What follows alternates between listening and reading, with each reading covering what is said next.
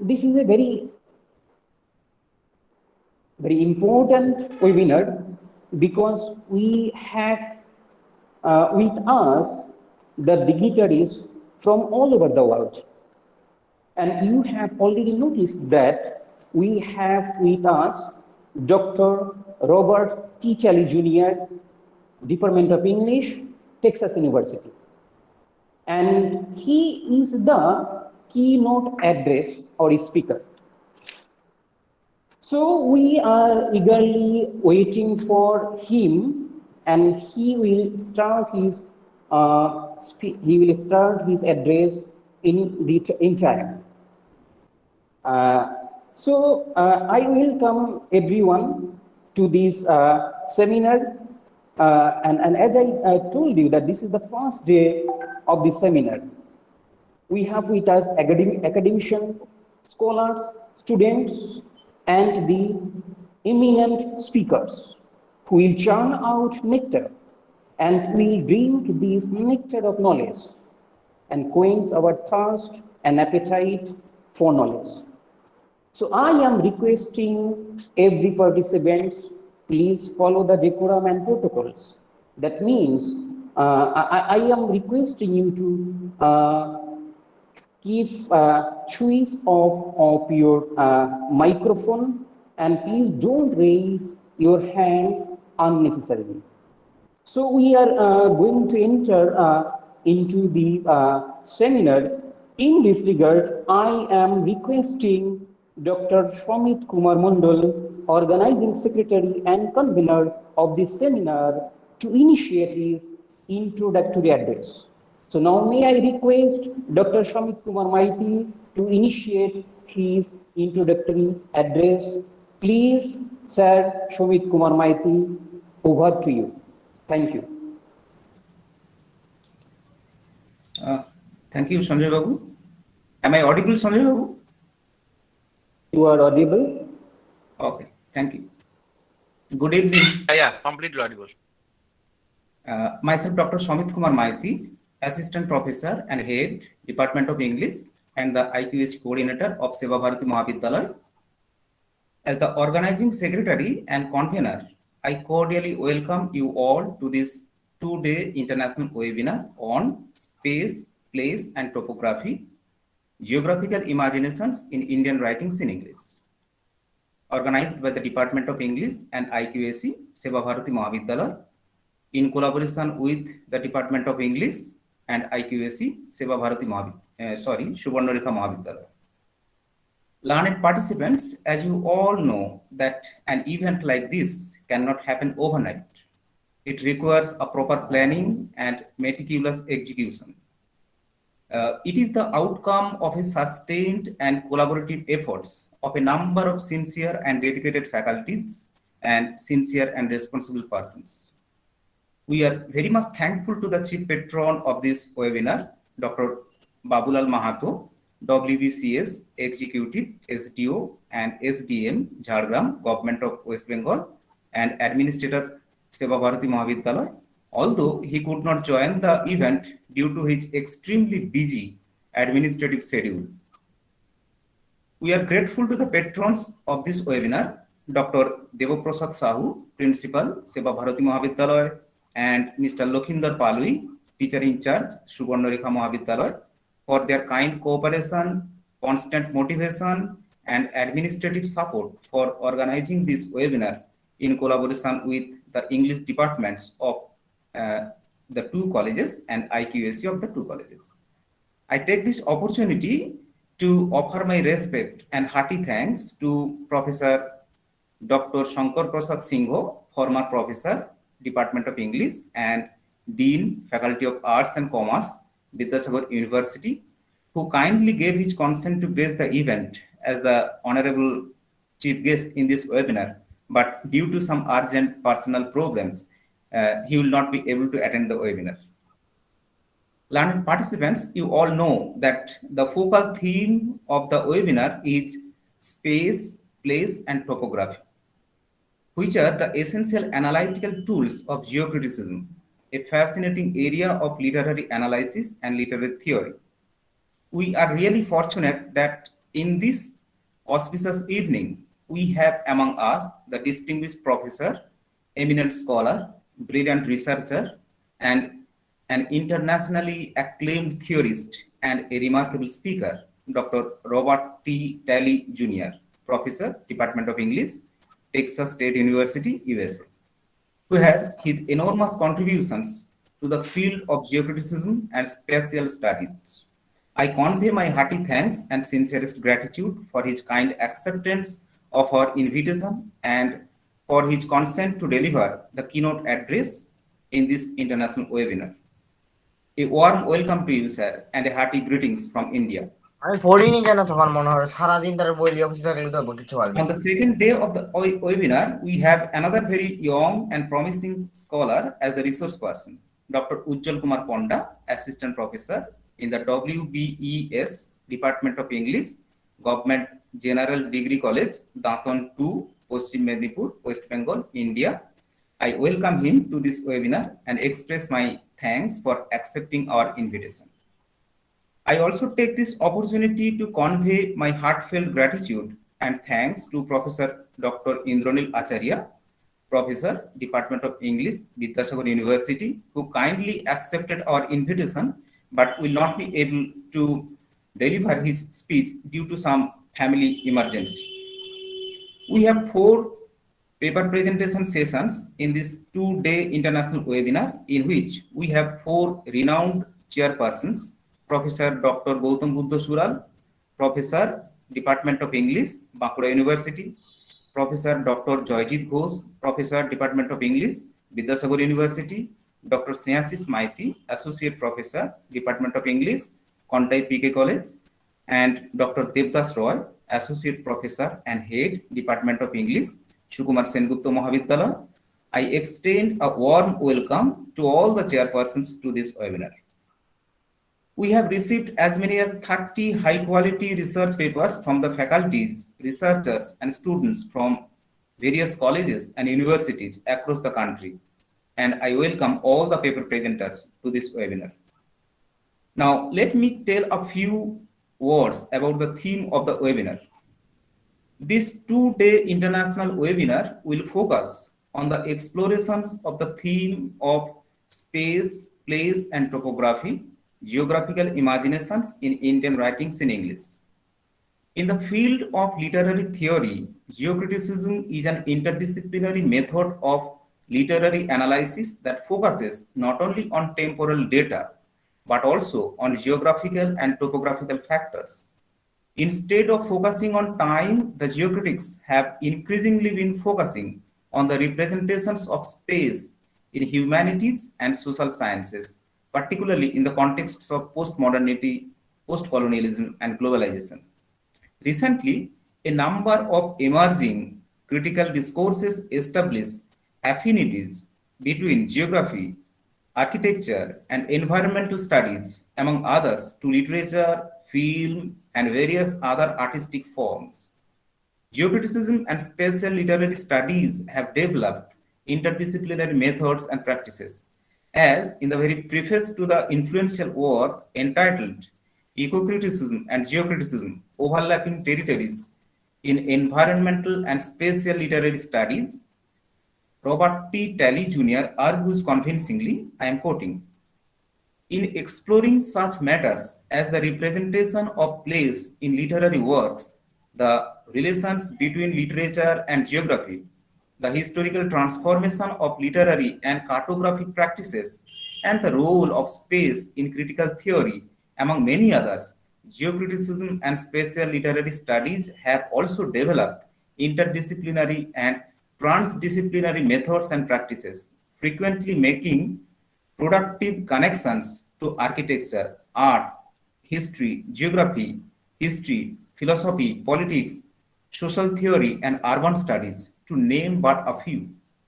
Spatial criticism is not limited to the spaces of the so-called real world, and it sometimes calls into question any too facile distinction between real and imaginary places, as it frequently investigates what Edward Soja has referred to as the real and imagined, real and imagined within double quotes, places we experience in literature as in life.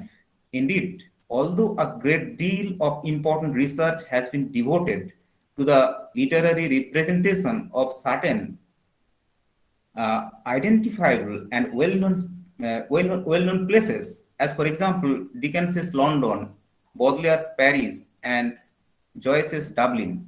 Special criticism have also explored the other worldly spaces of literature, such as those to be found in myth, fantasy, science fiction, video games, and cyberspace.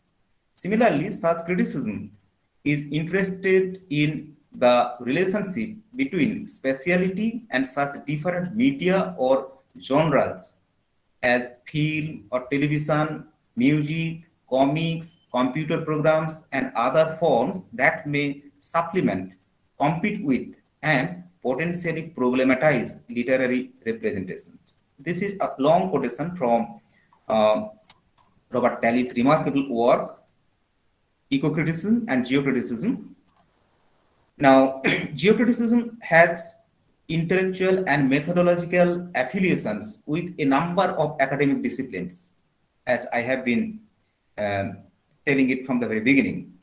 However, although critical perspectives on geocriticism and spatial studies have been successfully and innovatively applied to the analysis of the American, British, and literary texts from the European countries, those critical apparatus have rarely been applied to the Indian writings in English, which we all know include a vast treasure house of literary texts. We believe that geocriticism is a fascinating and emerging field of study, and the critical perspectives and literary theories in this field can be applied to the analysis of Indian writings such as novels, plays, poems, short stories, and many other forms of literary texts. I hope that the webinar will offer new insights, provide new food for intellectual thoughts, play the role of a catalyst in generating new ideas and perspectives. I welcome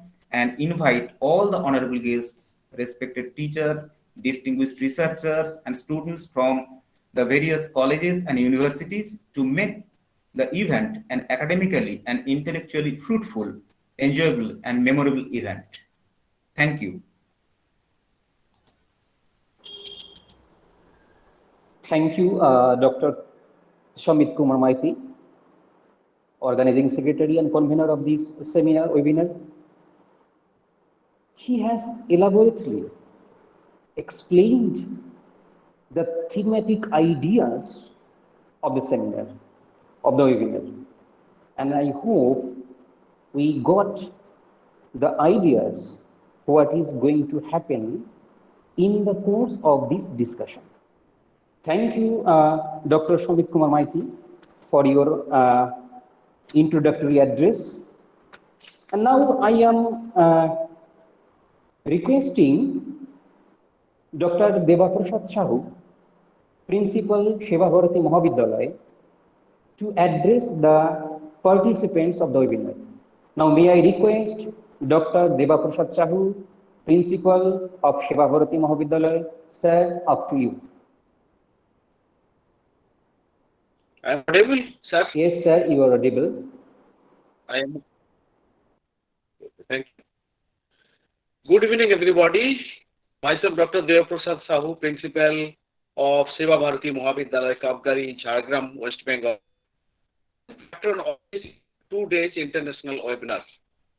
It gives me immense pleasure to welcome all the honorable guests, resource persons, and participants to today's international webinar on space and topography, geographical importance in Indian writing in English, organized by Department of English and IQAC, Seva Bharati Mahavidyalaya, West Bengal, and in collaboration with Department of English and IQAC, Subarnarekha Mahavidyalaya, Gopiballavpur, Bengal.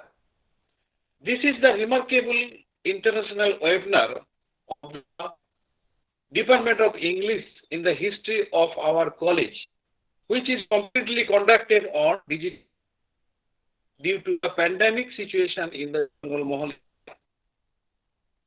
It is our pleasure to introduce you to esteemed guests this 2 days international web who have comes from various walks of life. I welcome eminent resource persons, that is Dr. Robert T. Talley Jr., Department of English, Texas State University, San Marcos. Dr. Indralil Acharya, Professor, Department of English, Vidyasagar University, West Bengal. Dr. Assistant Professor, Department of English, Government General Degree College, Daton 2, West Bengal, India. I also welcome eminent chairpersons of these two international webinar, Professor Ghosh, Department of English, University, Professor Gautam Buddha Sural, Department of English, Bankura University, Dr. Devdas Roy, Associate Professor and Department of English, Sukumar Sengupta Mahavidyalaya, West Bengal, India, and Dr. Maiti, Associate Professor, Department of English, PK College, Ontai, West Bengal, India. I also welcome organizing committee members, Chief International Dr. Administrator of Seva Bharati Mahavidyalaya and SDO Jhargram, and patron of this seminar, Mr. Teacher in charge Subarnarekha Mahavidyalaya, and chief guest of this national webinar, Professor Prasad of University,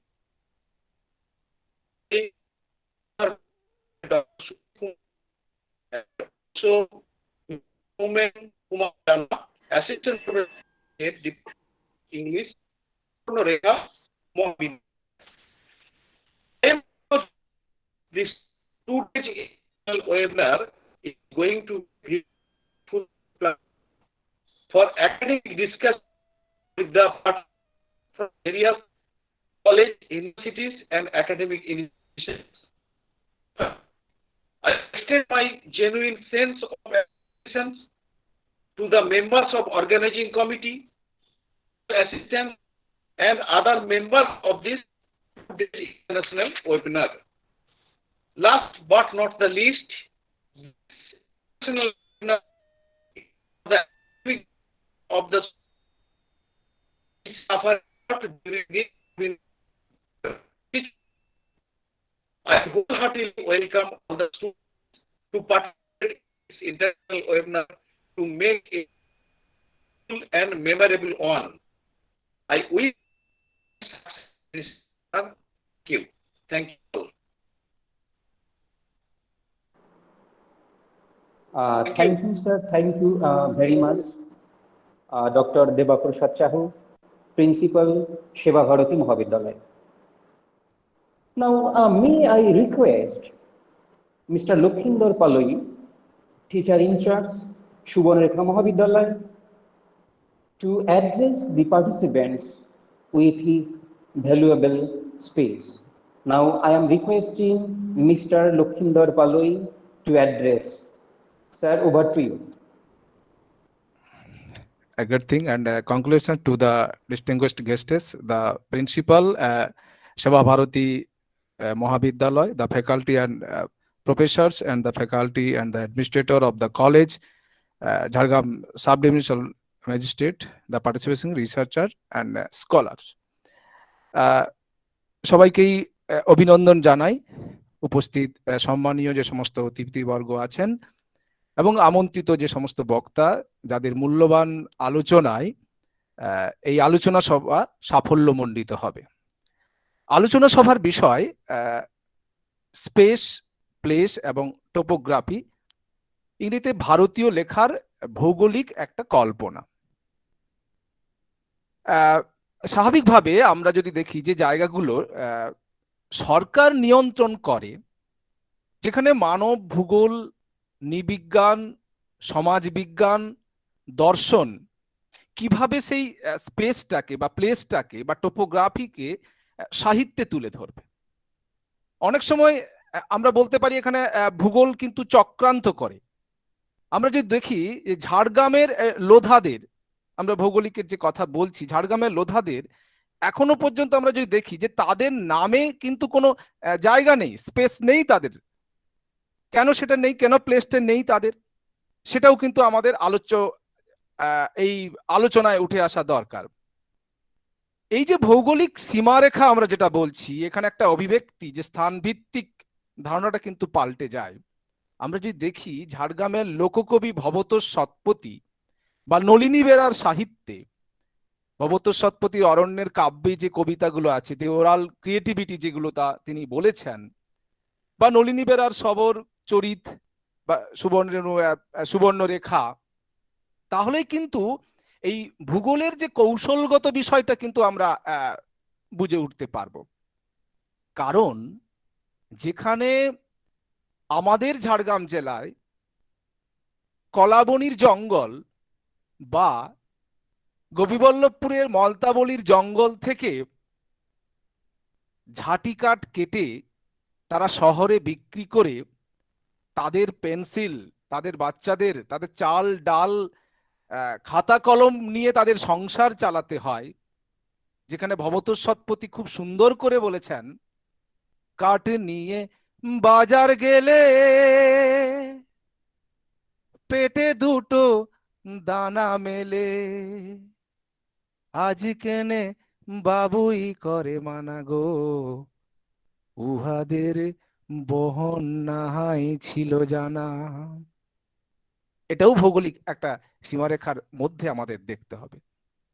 অর্থাৎ এই যে লোধাদের তাদের যে জীবন জীবিকা, অর্থাৎ ভবতোষ সৎপতি বা নলিনী বেরারা যেভাবে দেখছেন সেটা তথাকথিত শহরের মানুষ তারা কিভাবে দেখছেন তাদের সাহিত্যে, এই সীমারেখাটাও কিন্তু আলোচনা হবে। বিভিন্ন গানে, সাহিত্যে, কবিতায় সেটা কিন্তু আমরা দেখেছি, কিন্তু তার জীবনধারাটা কিন্তু পাল্টে যাচ্ছে। আমরা যদি ভবতোষ সৎপতির একটা টুসু গানে দেখি, এক দুটি ভাত এক খাড়া রুটি, এক ডুবি টকা মানি, কে দিবে তোকে তামাম মুলুকে, তেমন মানুষ দেখিনি। আলোচিত হোক সাহিত্য, কবিতা, উঠে আসুক বিভিন্ন ভূগোল, নৃবিজ্ঞান, সমাজ বিজ্ঞানের মধ্য দিয়ে। সেবা ভারতী মহাবিদ্যালয়, সুবর্ণরেখা মহাবিদ্যালয়ের অধ্যাপক অধ্যাপিকা, সে সাথে ছাত্রছাত্রীদের শুভেচ্ছা ও অভিনন্দন জানাই এই দুদিনের এই আলোচনা চক্রে অংশগ্রহণকারী সম্মানীয় ব্যক্তিবর্গকে। ধন্যবাদ, নমস্কার। Thank you, sir. Thank you for your extraordinary explanation about the topography, space, place, and geographical imaginations in Indian writing in English. You explained it in a very elaborate way, and your elaboration, your explanations incite thought. It is thought-provoking. Thank you, sir, for your valuable speech. Now, before entering into the main session, I am now want to say that after the technical session 1 is over, there is another session, that is technical session 2. And in this session, there is the paper presentation. This session will be chaired by Professor Joyjit Ghosh, Department of English, Vidyasagar University. In this session, we will take 7 papers, and I am announcing their name and requesting them to be ready with your paper. Under the chairship of Professor Joyjit Ghosh. The session will start in time, and I am announcing the name of the participants or the presenter of this session. It is Shaheen Reza Mondol, Department of English, Domkol Girls College, Murshidabad. The title of his paper is An Approach to Geocriticism in Indian Writing in English, Mapping the Space of Frontiers, Identity Crisis, and Memories in Amitabh Ghosh's The Shadow Line. I am requesting Mr. Sachin Reza Mondol to be ready with your paper when we will start our technical session 2. He will be the first presenter of this session. And second of the sequence, it is Rahul Borua, Assistant Professor, Department of English, Government General Degree College, Lalgod. The title of the paper is The Event of Becoming in Amitabh Ghosh's Ibis Trilogy. So I am also requesting you to be ready with your paper, sir. In the sequence, Mr. Soumodip Chakraborty, doctoral research scholar, Department of English, Bankura University, and faculty member, Department of English, Raja N.L. Khan Women's College. The title of his paper is Belonging and Beyond, Sense of Place and Ruskin Bond's Vagrants in the Valley. As usual, as I am requesting the other presenters, I am also requesting you to be ready with your paper, sir. And then it is Shakshi Dogra, PhD scholar, and the Department of English, Jamia Millia Islamia University, New Delhi.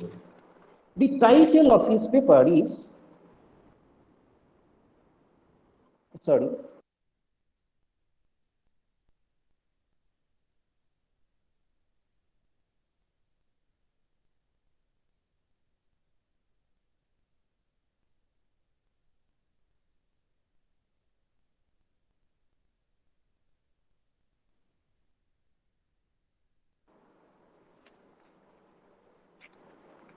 and next, Jahira Hussain, Assistant Professor and Head, Department of English, Surendranath College, Kolkata. The title of his paper is The Contestation of the Identity of Self and Local, a study of belongingness and dislocation in Mitra Fukhan's novel, The Collector's Wife. And then Shapna Roy, Department of English, Amdanga Jugal Kishore Mahavidyalaya, West Bengal.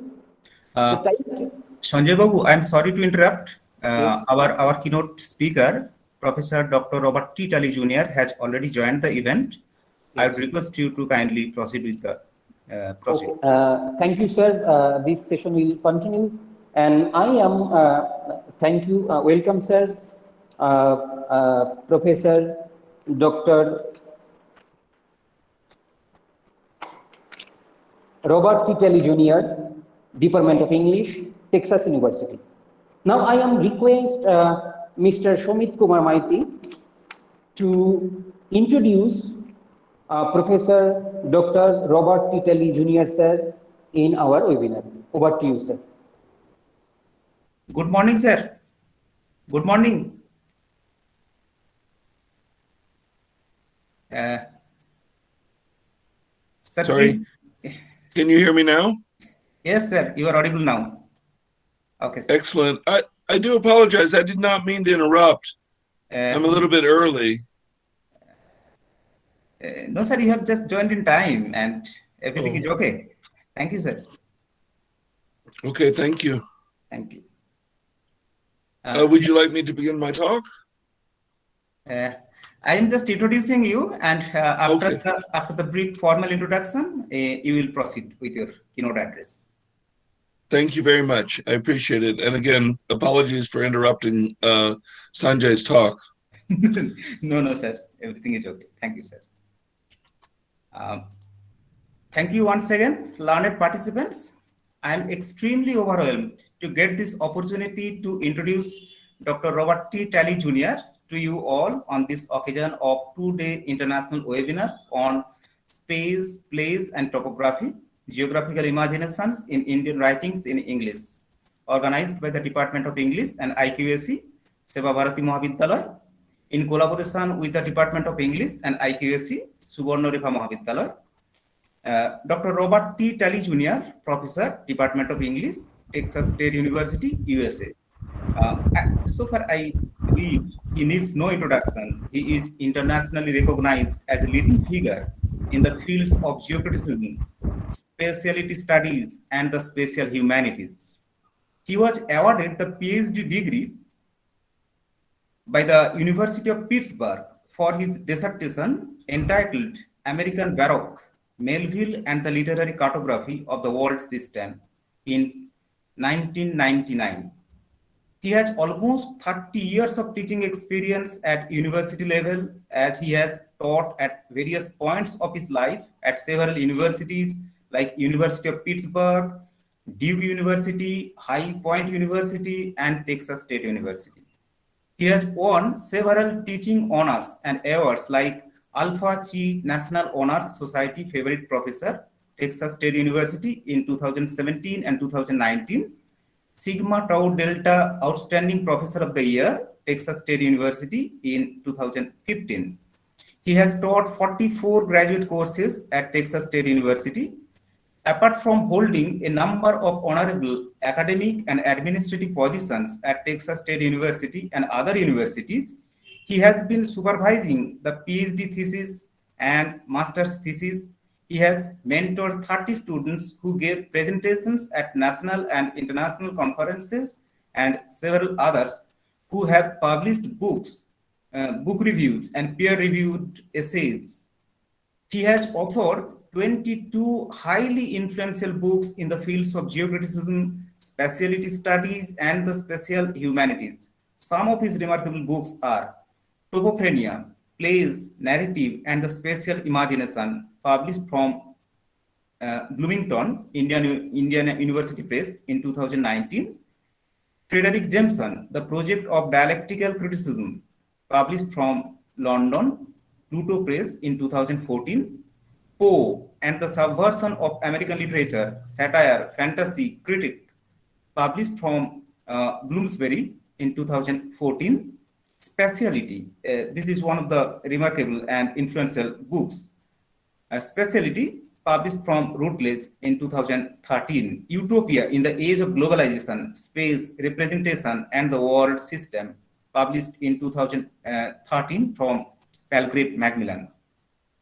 He has edited 8 collections of essays, some of which include Spatial Literary Studies, Interdisciplinary Approaches to Space, Geography, and the Imagination, published from New York, Routledge in 2021.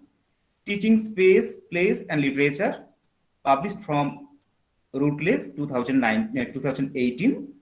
The Routledge Handbook of Literature and Space, published from Routledge 2017.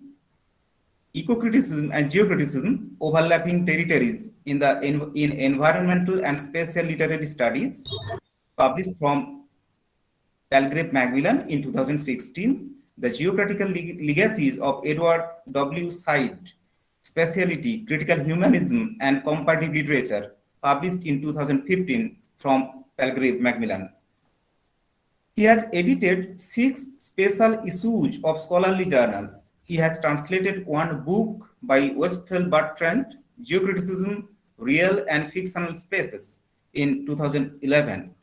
He has 1 edited volume in reference book series to his credit.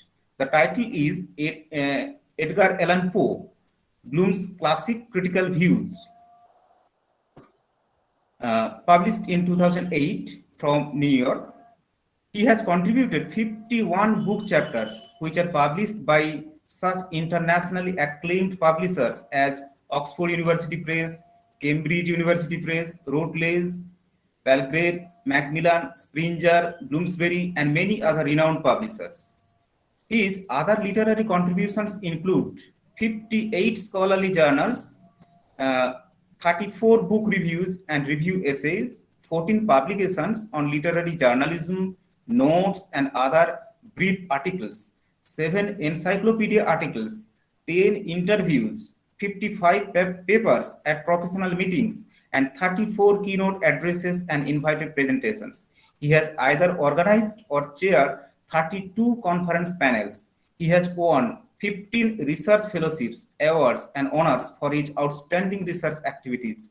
He has been holding a number of honorable positions in different administrative and professional bodies.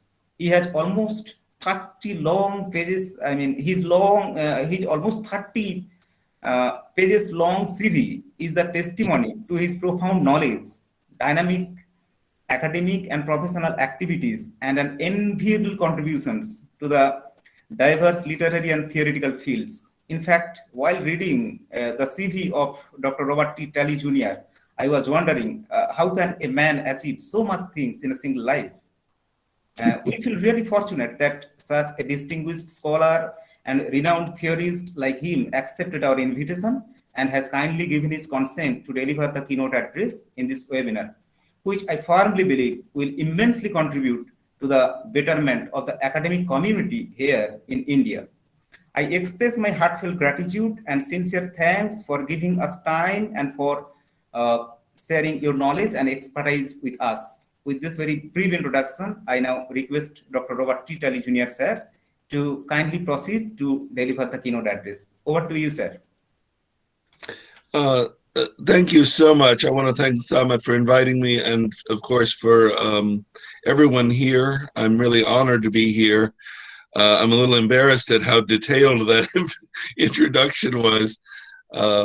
My university requires us to have a fairly complete CV. And so I think you now know that CV very well. But thank you so much. And as I say, I'm very pleased to be able to be here, even if it is in this, bizarrely postmodern way via telecommunications. But I'm grateful for that, to be able to meet with you today. And hopefully one day I can make it to India myself. My wife has visited India a couple of times back before I met her, and she loves the country. And I know she wants to get back sometime soon too. So hopefully we'll be able to do it in the future. Anyhow, my talk is called The Place of Geocriticism. And I'd like to talk kind of generally about the sort of place of literary criticism after what has been called the spatial turn.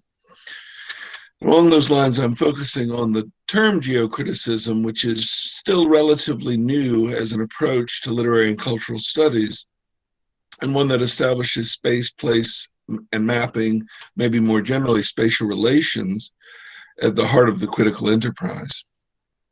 I'll discuss the spatial turn itself briefly, but an underlying idea is that our own time is somehow distinctively characterized by spatiality, more so than earlier epochs, or at least differently than earlier epochs.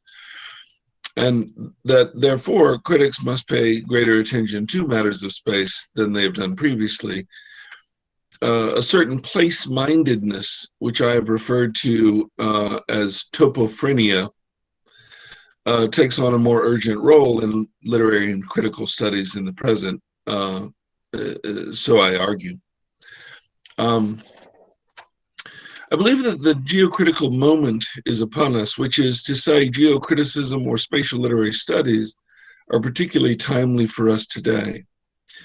That is, I'm willing to accept, at least provisionally, Michel Foucault's now famous declaration that ours is an, quote, epoch of space. And perhaps this sense of the importance of space and spatiality to our thinking is even greater now than when Foucault first discussed this, now over 50 years ago.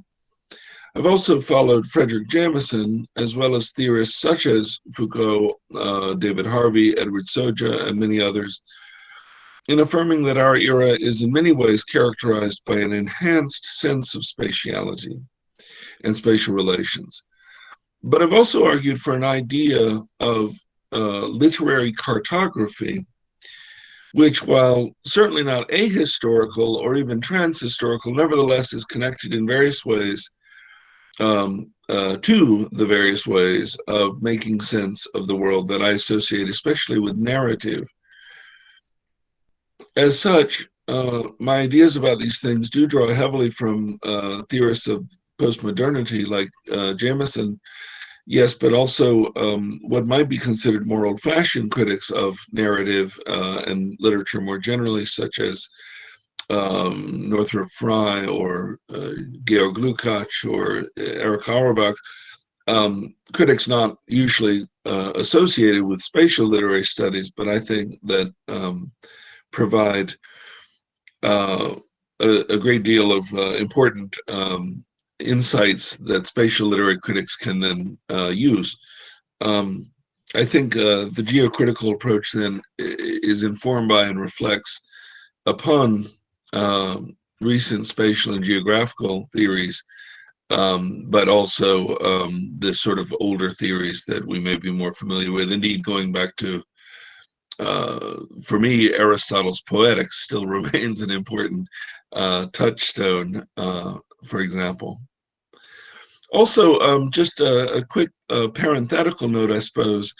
I'd like to distinguish as best I can between the attention to space, place, and mapping that might be associated with geocriticism and the more traditional and yet still spatially oriented aspects of literary studies. Obviously, attention to space and place is nothing new in literature, as distinctive settings, regions, landscapes, or other pertinent geographical features are often critical to the meaning and the effectiveness of literary works. Whole genres, as we know, might be defined by spatial or geographical characteristics, such as the pastoral poem, the travel narrative, utopia, the urban expose, or innumerable other examples that across literary history. I could argue that while space and place are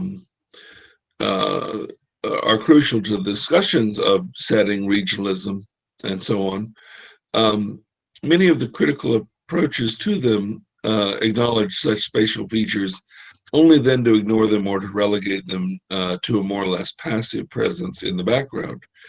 For instance, in American literature,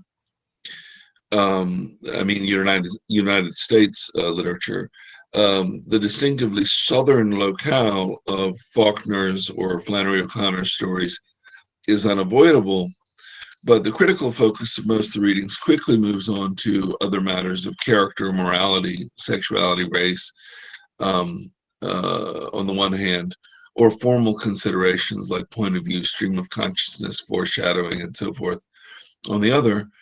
As the authors of a recent study of geography and narratology state, quote, space is a relatively neglected dimension of narrative studies. But the purported domination of time over space in narrative criticism may be a discussion for another time. I do think in the last 20 years or so, there's been more of a balance for sure. One final caveat here, as I'm still in the preliminary section of this talk, I realized that in my own writings and in my own talks, I use the term geocriticism in a slightly different and slightly broader way than does Bertrand Westphal, at least in his book called Geocriticism, the one that I translated from the French back in 2011. The French original, which I always recommend because it's obviously going to be better than my English if you speak French, is if you read French rather, is from 2007 called Géocritique, and Westphal is the author. In that book, Westphal advocates for a geocentric approach to literature, which he contrasts with the egocentric approach that would focus, for example, on an individual writer. So Westphal's version of the geocritic, and this is work that he's done with his team at the University of Limoges in France, would start with a place, say a region or a city, and then assemble a corpus of texts so as to provide a multifocal, polysensory representation of the place. The corpus might include not only fiction and poetry about that place or related to that place in some way, but also films, travel logs, tourist brochures, architectural studies, urban planning documents, and so on. A key advantage to this method is that by drawing together many different texts in an interdisciplinary array, one might avoid or minimize personal bias, prejudice, and stereotypes. An obvious problem, one readily acknowledged by Westphal himself, lies in determining what constitutes a valid corpus. That is, how many texts and of what kind do you gather before we can begin to actually read a place? Westphal speaks of the threshold of representativeness, which you want to reach before you begin your reading. But it's not clear that at all that everybody would agree on when and where that threshold has been reached. I think the project is fascinating, and I like the idea of using multiple authors, multiple texts, multiple forms to read a place. But I also have no problem with the somewhat more egocentric, if you want to call it that, approach to literary cartography or space, such as, looking at Virginia Woolf's London or Faulkner's Yakima County or C.S. Lewis's Narnia, just to mention three different fictional places that are very famous in English language literature. I want to suggest that geocriticism be understood in connection to what I'm calling topophrenia and literary cartography. And together these form a somewhat complex, discontinuous, and recursive set of creative and critical activities informing each other while maintaining a degree of semi-autonomy. So, speaking a little too loosely, I think I could probably place each term in its own distinctive category, but they would perforce bleed into one another in practice. So, schematically, the first we might call existential, the second poetic, and the third analytical, interpretive, or evaluative, which is to say critical. Put more simply, if not more clearly, they refer to perceiving, writing, and reading, but of course they're all inextricably bound up with the far messier notion of being. So again, I always hope that people will forgive me for neologisms, which seem a little self-indulgent, but I couldn't find for myself the word I wanted to describe the kind of place-mindedness I had in mind. So I coined the term, at least I think I did, to the already fairly well-known term topophilia, which is a key idea in Gaston Bachelard's The Poetics of Space. And it's also a word used by the cultural geographer Yi-Fu Tuan as the title of his influential 1974 book. I find the concept of topophilia to be really useful, and Tuan's book I strongly recommend, but I think Tuan's sunny disposition occasionally leads him to overlook the less pleasant aspects of our experience with space and place. In fairness, Tuan also did later write a book called Landscapes of Fear.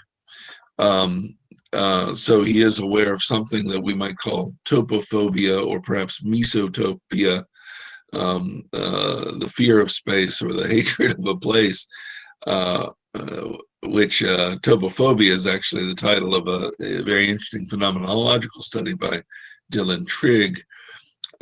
Regardless of the terminology used, it seems to me that a crucial consideration of any properly spatial literary studies is the pervasive sense not only of place, but of this place-mindedness, which characterizes both the subjective experience and the artistic representation of places, persons, events, and so forth. Do I agree again with Jamison's understanding of narrative as, quote, the central function or instance of the human mind? But I would supplement it with the proposition that any narrative function be understood as itself a form of mapping, which is what I have in mind with the idea of literary cartography.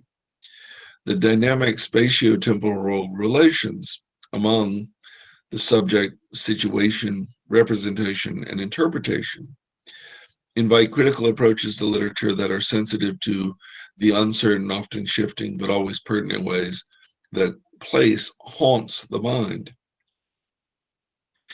Hence, I proposed topophrenia as a provisional label for the condition of narrative, one that is necessary to any reading or writing of a text, in which the persistence of place and of the subject's relation to it must be taken into account.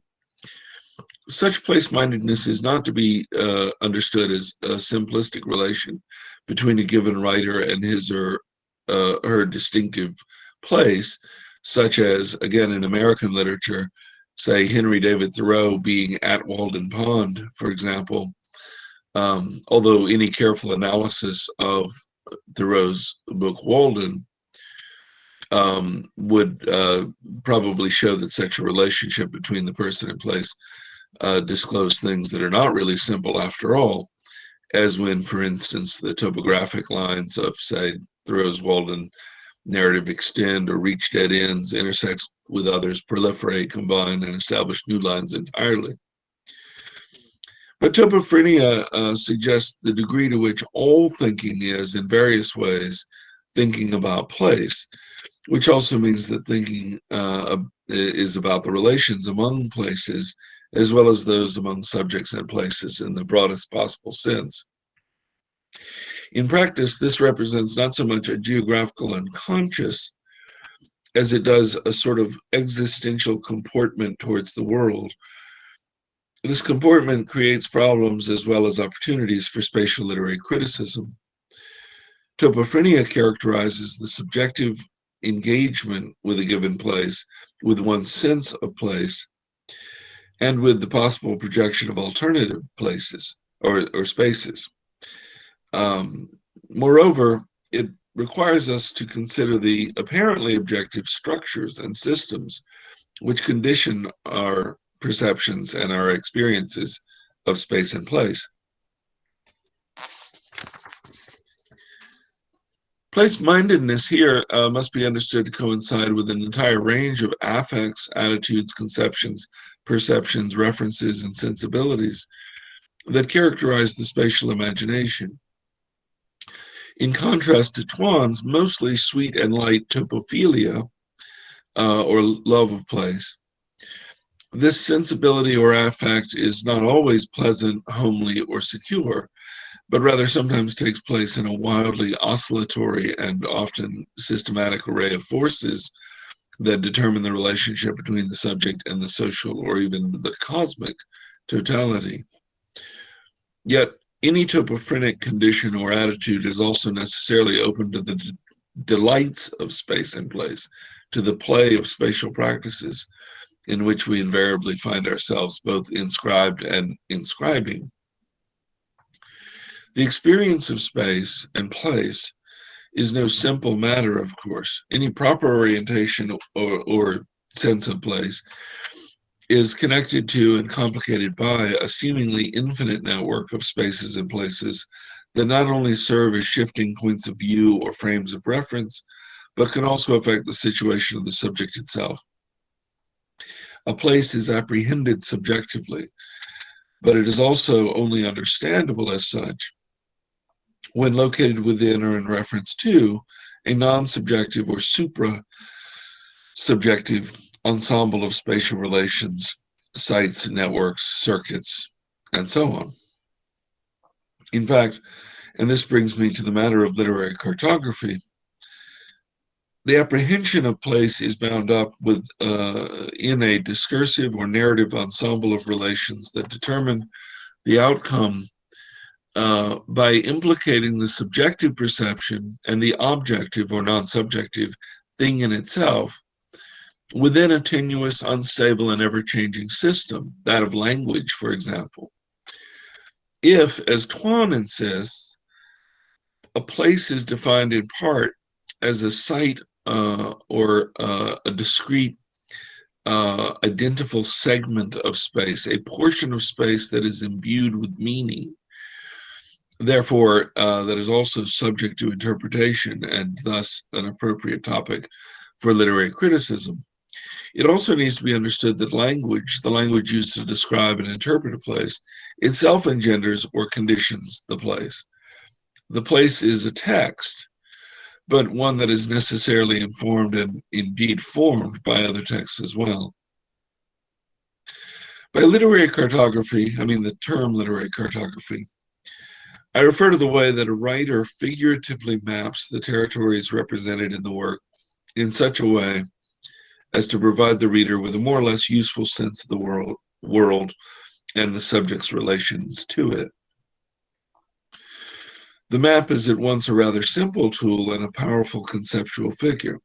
Everyone already knows what a map is and what it's used for, and yet the map is also a much contested object or metaphor in critical theory and beyond. As we know, mapping has been associated with empire, social repression, and all manner of ideological programs geared towards manipulating the representations of space for this or that group's political benefit. Mapping has also been viewed as crucial to any sort of liberatory political project, as the need for spatial or social representation makes itself all too apparent amid the potential disorientation and alienation of unmapped territories.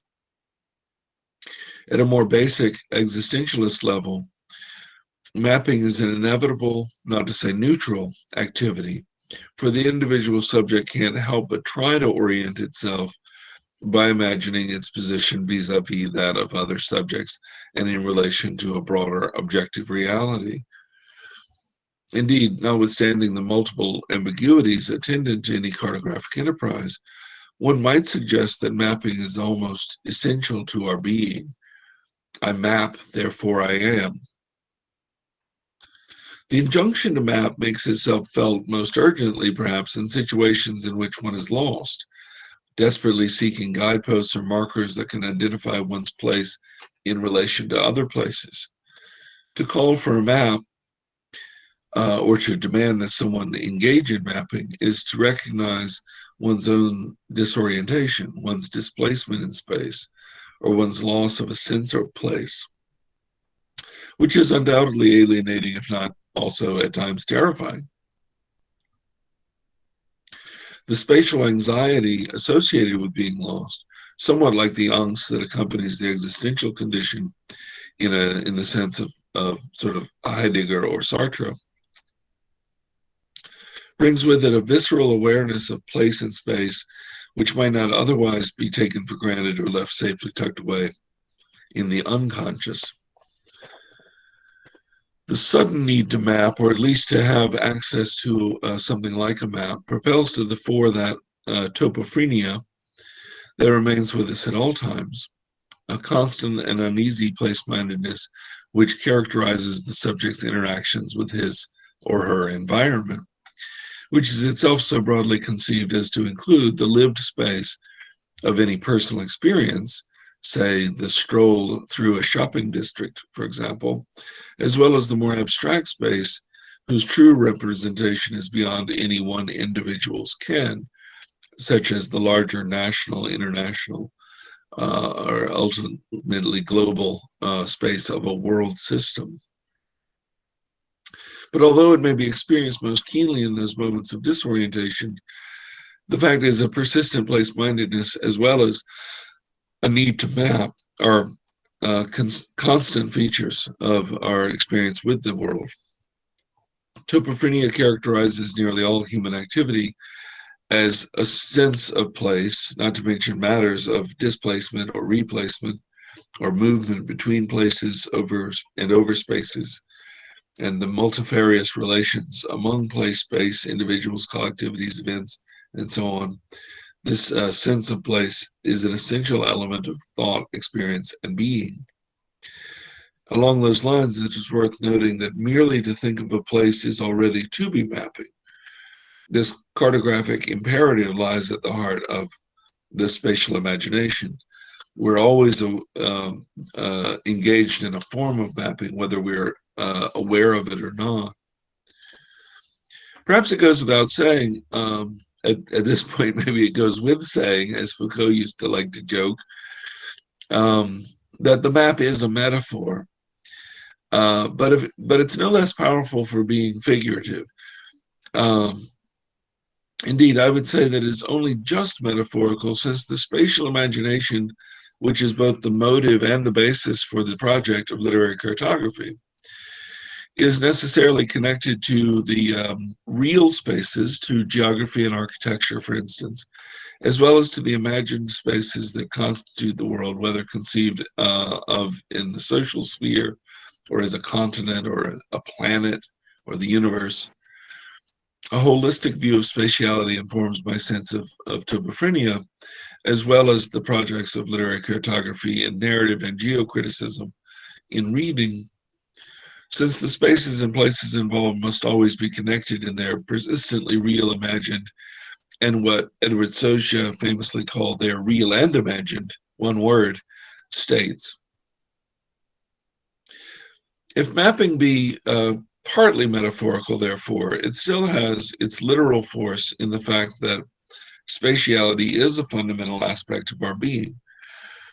Moreover, although it cannot be denied that a certain cartographic imperative or mapping project lies at the heart of human experience and aesthetic representation across different historical moments, it does seem that the different historical and social formations have produced distinctive spatial organizations, as Henri Lefebvre maintained famously in his book, The Production of Space, in which case certain times and places have likely called for greater attention to or awareness of problems of spatial representation or orientation than others. Consequently, levels of cartographic anxiety may vary depending on one's historical, social, and spatial situation, and the need to produce figural maps may appear more or less urgent. As noted earlier, many prominent critics have pointed out that ours is, and has been for some time now, an epoch of enhanced spatiality. The so-called spatial turn in the humanities and social sciences in recent years, recent decades perhaps, is partly the result of this heightened sense of the importance of space, place, and mapping to those fields in the late 20th and early 21st centuries. Jameson's idea of cognitive mapping is well known and was first developed in part to deal with this aspect of the present, what he called the postmodern condition. Jameson has conceded that cognitive mapping was really a code word for class consciousness, but it was nevertheless to be understood as a kind of a form of class consciousness, especially suited to what he called, quote, that new spatiality implicit in the postmodern. He goes on to explain that the figure of the map, quote, retains the advantage of involving concrete content, imperialism, the world system, subalternity, dependency, and hegemony, for example, while also necessarily involving a program of formal analysis of a new kind, since it is centrally defined by the dilemma of representation itself. End quote.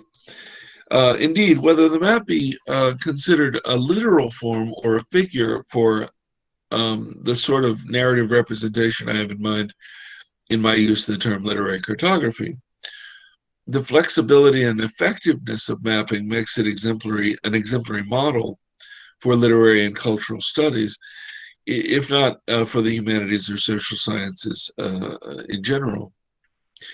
Inasmuch as humans are political animals, in Aristotle's famous definition, we are also storytelling animals.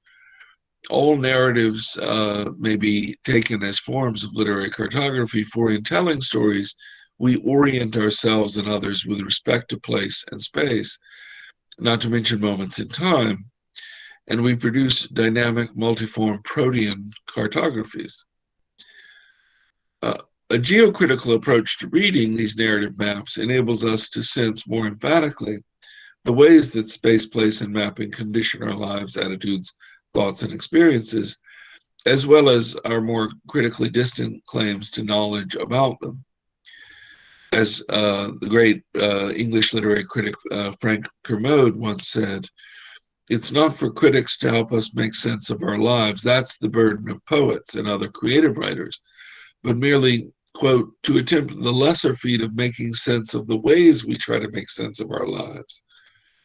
In our time, after the spatial turn, geocritics, spatially oriented critics, and others working in the spatial humanities can offer new interpretations, analyses, and evaluations of these ways of making sense or giving form to our lives. By paying particular attention to the spatial imagination, its motivation, and its results, we may come to see the world and ourselves in interesting new ways. This is where I see geocriticism broadly conceived as being particularly effective in our own time, a moment in which the spatial relations and crises of representation, once associated with modernity or even postmodernity, have become ever more complicated. I don't want to indulge in any sort of romanticized visions of the past, but I do hold with Lefebvre's idea of the historical production of social spaces, as well as to the spatial histories we see in the kind of work of Fernand Braudel or later Emanuel Wallerstein in attempting to limn the contours of an emergent world system, along with, to mention names I've said before, Foucault, Jamison, Westphal, and others who have drawn connections between the existential experience of the individual subject and the structural conditions beyond the individual's perspective that definitely affect it. For a variety of reasons having to do with geopolitics, transnational commerce, and other economic matters, financialization, telecommunications, transportation, high technology, and other things, a certain cartographic anxiety, as the geographer Derek Gregory has called it, and a heightened sense of space does seem typical of the present epoch of late capitalism, postmodernism, the age of globalization, or whatever other names we are likely to use for the present system. It becomes more difficult to make sense of or to give form to the world as it exists and as we experience it. These are two registers that do not neatly find themselves aligned always, as, to cite Jameson again, quote, "The truth of one's experience no longer coincides with the place in which it takes place." In view of this, a profoundly critical and, given the enhanced sense of space, we might say geocritical approach to our experience seems fitting. I have three related reasons for saying this. First, drawing on Twan's definition of place with respect to space, the former lies squarely within the disciplinary bailiwick of literary studies. Since place is understood by Twan to be endowed with meaning and the subject to interpretation, literary criticism, among other practices, takes interpretation along with analysis and evaluation to be central to its mission. Geocriticism, with its heightened attention to matters of space and place, is therefore all the more well suited to this task. Second, as Jamison has pointed out, criticism and its focus on language and attention to the need to interpret allows us to deal more effectively with the complexities of our current condition. And this is a quote from Jamison from The Political Unconscious. Quote, pardon me. No society has ever been quite so mystified in quite so many ways as our own, saturated as it is with messages and information, the very vehicles of mystification. But above and beyond the sheer fact of mystification, we must point to the supplementary problem involved with the study of literary or cultural texts, in other words, essentially of narratives. For even if discursive language were to be taken literally, there is always and constitutively a problem about the meaning of narratives as such. End quote. The narrative maps produced through literary cartography are equally subject to hermeneutic investigation, even as they serve as means by which to interpret the underlying spaces they endeavor to represent. Hence, the problem of interpretation remains at the core of any geocritical project. And third, I cite Northrop Frye's impassioned defense and presentation of literary criticism as a means of educating the imagination. This from a book of his in the 60s called The Educated Imagination. If the study of literature produces an educated imagination, then the spatially oriented study of literature attuned to literary cartography and geographical inquiry or geocritical inquiry can only strengthen the spatial imagination, a faculty all too necessary for making sense of our place, our world, and therefore also ourselves. So it makes sense that literature and literary studies occupies a privileged position in both spatiality studies and in our lives. I've not really discussed a clear methodology for a topophrenic or geocritical reading practice. And if I haven't, it's partly because I believe that in practice, the most effective forms of geocriticism would necessarily embrace a number of different perspectives, methods, theories, and approaches, which in turn might depend upon strategic choices and local conditions. Claude Lévi-Strauss's famous image of the bricoleur remains an apt figure for the critic, particularly as we understand, as did Derrida in his critique of it, that the engineer who is opposed to the bricoleur also engages in bricolage, no less than the bricoleur does. That is to say, also has to deal with materials at hand and not ideal conditions. Along those lines, I continue to marvel at the innovative and exciting ways that critics in recent years have analyzed wide varieties of cultural texts. And I certainly wouldn't want to prescribe any particular way of reading, even if I could. I suppose that in my own case, I remain very much a Marxist critic of the Jamesonian sensibility, insofar as I think the various means by which different critics arrive at this or that conclusion may offer further insight into our attempts to make sense of the big picture that can only emerge through the painstaking processes of connecting disparate strands into a cognizable whole. Ultimately, of course, that must be a collective project. Similarly, the sort of topophrenic or geocritical approach I have in mind would underscore the significance of spatiality, of space and place, but not to the exclusion of other factors that make up the objective conditions and the subjective perceptions that combine shape the world we live in. We are always situated, to use a sort of term underlined by Sartre, we're always in the midst, in the middle of things, in medias res, or mediis rebus, I guess, if my Latin teacher were here, in the middle of things, and therefore always mapping. But the maps we produce, as well as the ones we analyze and evaluate, are themselves provisional, tentative, and subject to constant modification. There are no true maps, only maps that can be useful in various ways, and that can always be improved upon, at least from the perspective of the map user. In giving form to the spaces and places of both our experience and our imagination, we help to establish the contours of our world and speculate upon potential alternatives which necessarily combines aspects of what we might think of as realistic and utopian dimensions of the cartographic imagination.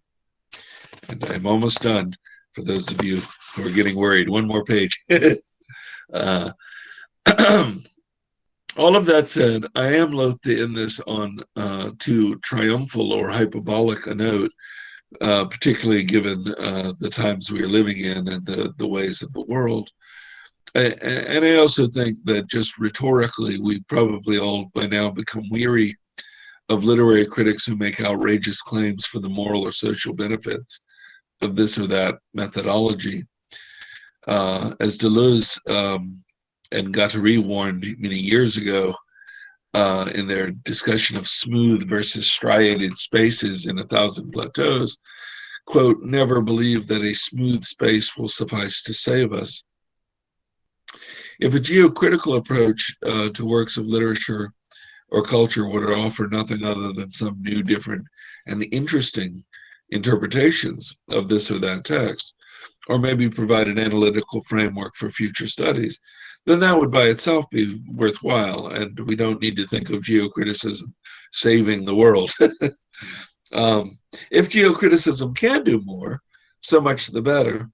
Given what I take to be our fundamentally topophrenic condition, with a sort of cartographic imperative underwriting the commitment, the concomitant production of literary maps, and the urgency with which we are confronted with spatiotemporal perplexities in our present situation globally, I think that the geocritical approach is well suited to our present moment, and I look forward to seeing what insights and alternative visions may be disclosed by the geocritical readings to come. Above all, I'm looking forward to seeing what new maps will show us, not only about the spaces rendered upon their surfaces, but about the map makers as well. Thank you.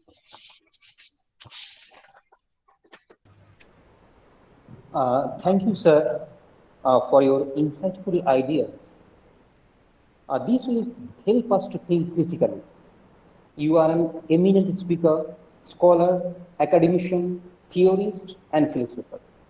You share your idea, and we are immensely grateful to you because your ideas will help us to explore in the field of geocriticism in Indian writing in English. So thank you very much from this part. And now may I take some questions for you, sir? Please, yeah, thank you. Thank you, sir. I am requesting the participants, if you have any questions, you may directly ask questions to sir. So I am inviting questions, and sir is there to answer the questions. So,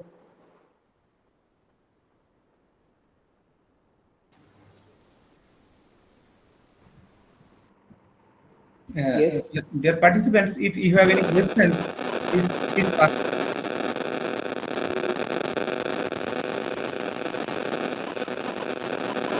Okay, sir, may I ask a question, sir? Yes, sir, of course. Okay. First of all, I want to thank Dr. Robert T. Talley Jr., sir, for such a comprehensive take on geocritical approaches to literature. And also thank you, sir, for such great books, which actually introduced many like me who are interested in the field of special literary studies in India. Sir, in the course of your lecture, you have referred to Dylan Trigg's book, Topophobia. Actually, the full title of the book, as far as I can recollect, Topophobia, a phenomenology of anxiety. Okay. So my question is the idea of topophobia somehow related to Waifu Tuan's idea of landscape of fear? Okay, so this is the question. Yes, thank you very much. I confess I did read Dylan Trigg, Trigg is the author of Topophobia book when it first came out. And his perspective is very much phenomenological. mine, well, I certainly, I guess, occasionally deal with phenomenology, I suppose, but I don't consider my own approach to be directly in that field. In any case, I'm mostly just apologizing for saying I'm not sure that I'm best qualified to answer the question, but I do think, yes, that part of Trigg's use of the term topophobia is to get at the transversal, I guess we might say, of topophilia, the love of place that is so crucial for Gaston Bachelard in the Poetics of Space, and that is, as you say, part of Yifu Tuan's understanding of what place actually involves.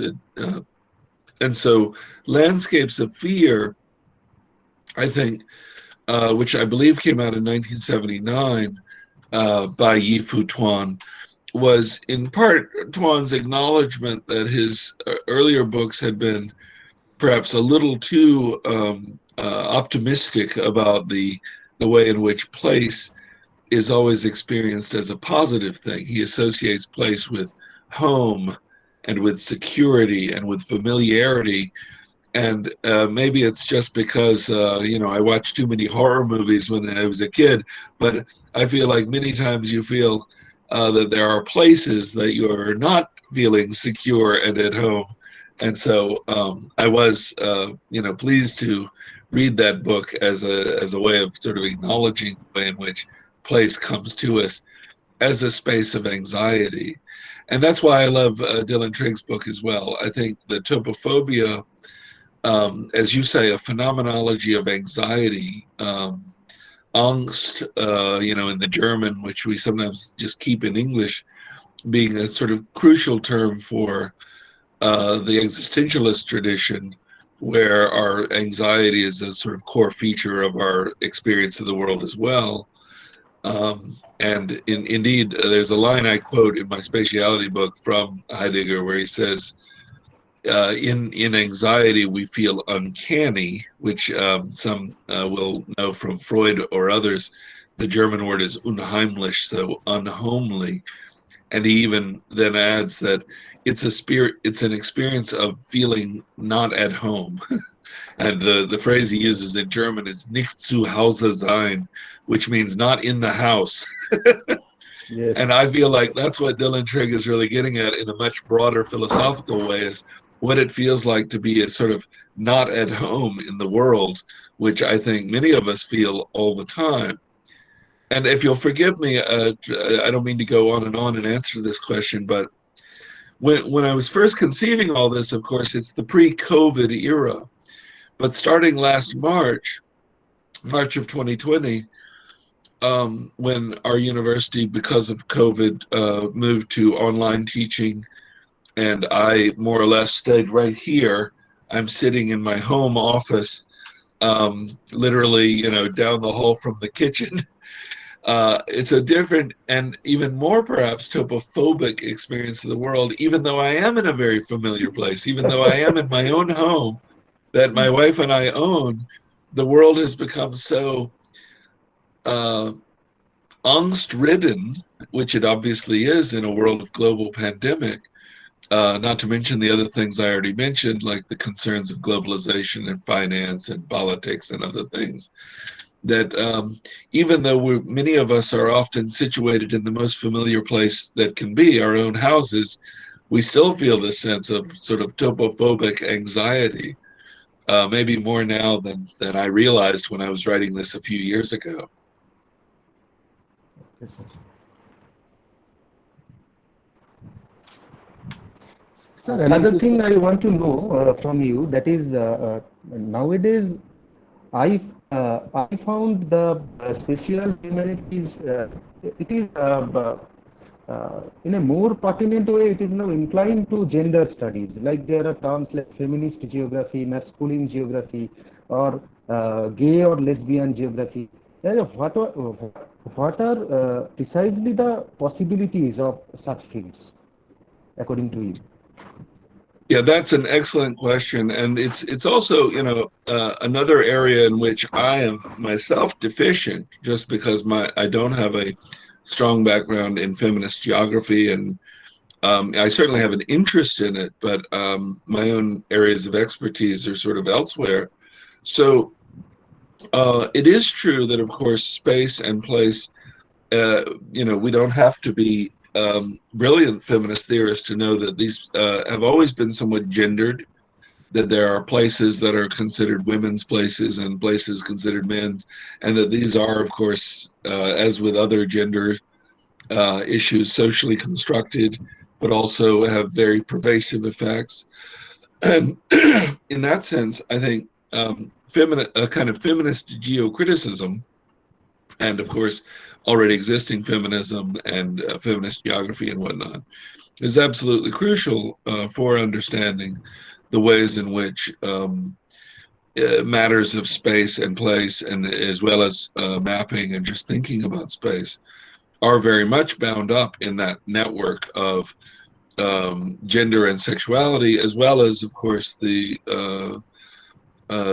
ways in which gender and sexuality are hierarchized or involve inequality of you know, treatment and whatnot. And so I think, yes, that's one of the areas among many that I am not myself expert in, but I think excellent work is being done, and I'm looking forward to reading it, you know, more as more people apply a kind of spatial approach, whether it be geocritical, or in some cases, these are often more closely tied to geographical practices outside of the humanities sometimes. You mentioned the spatial humanities. A lot of people working in what are called the spatial humanities focus very much on, for example, GIS, or geographical information systems, and the technologies afforded by that. Again, I find that stuff kind of interesting, but I don't have that science background, and I'm really not someone who uses GIS. Those of you who've read some of my work, I mean, will know that I don't even use actual maps. And I'm not opposed to maps, although I do have a kind of ideology critique of the way in which maps are used, visual maps, I mean. But part of my argument about literary cartography is that a novelist, say, is already creating a literary map without actually drawing a visual map. And so I thought in some respects, it's part of my argument to not use actual maps, but in that sense, it's also then part of my argument that for my own work, at least, I'm not using geographical information systems or other technologies like that. Thank you, sir. Is there any question? So there is one question in the chat box. Would you kindly look at the chat box? Oh, yeah, let me open that.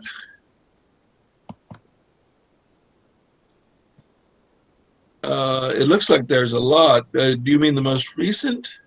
Yes, most recent, the last one. I see. What do you think a researcher should have in mind while working on spatiality of imagined cartographies? Oh, that's a fascinating question. And I hope that I don't disappoint in this answer, which is probably going to seem a little broad, but I think is necessary, which is that I think that the nature of the research project itself, and of course the researcher herself or himself, will have a lot to do with how it needs to be approached. And I made reference to this, you know, towards the end of my talk, to the famous image that comes out of structuralism and Lévi-Strauss of the bricoleur or bricolage, a concept that involves using whatever materials are at hand rather than necessarily having everything you need ideally in front of you that you can plan out in advance. And I feel like, you know, it's always been a useful metaphor for criticism anyhow, because none of us have that sort of Platonic ideal. We often have to deal with limited circumstances, including maybe not even having access to some of the texts that we hoped we would, and therefore making the best of a bad situation. But to answer in particular, I would say, it depends very much on your own project, what sort of things you would focus on. We talked earlier about how, some focuses might lead one to want to look at things like non-literary examples of like tourist brochures or urban planning documents to get a sense of the place. Whereas others might focus on much more straightforwardly aesthetic works like poetry or short stories, and so I'm afraid that I would encourage you to explore whatever works best for you, but I would hate to prescribe anything, because I think the project and the researcher have as much to do with how the project will unfold as anything I could recommend.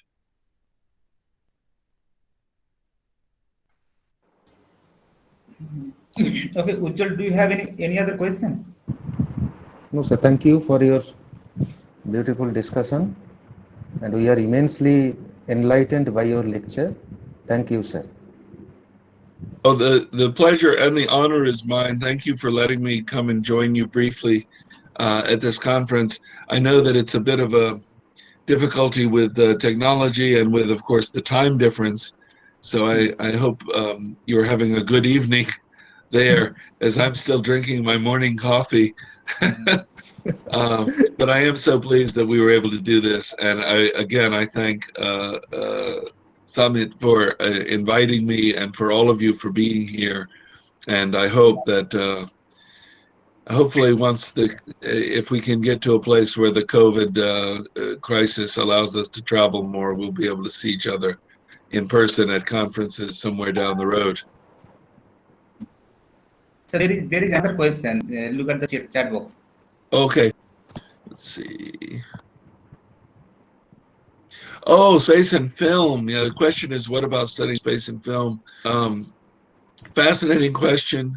I'm a big movie fan, although I haven't done a lot of work in film studies. I probably have mentioned films in some of my writings, but I don't think I've ever done anything like a spatial analysis in film.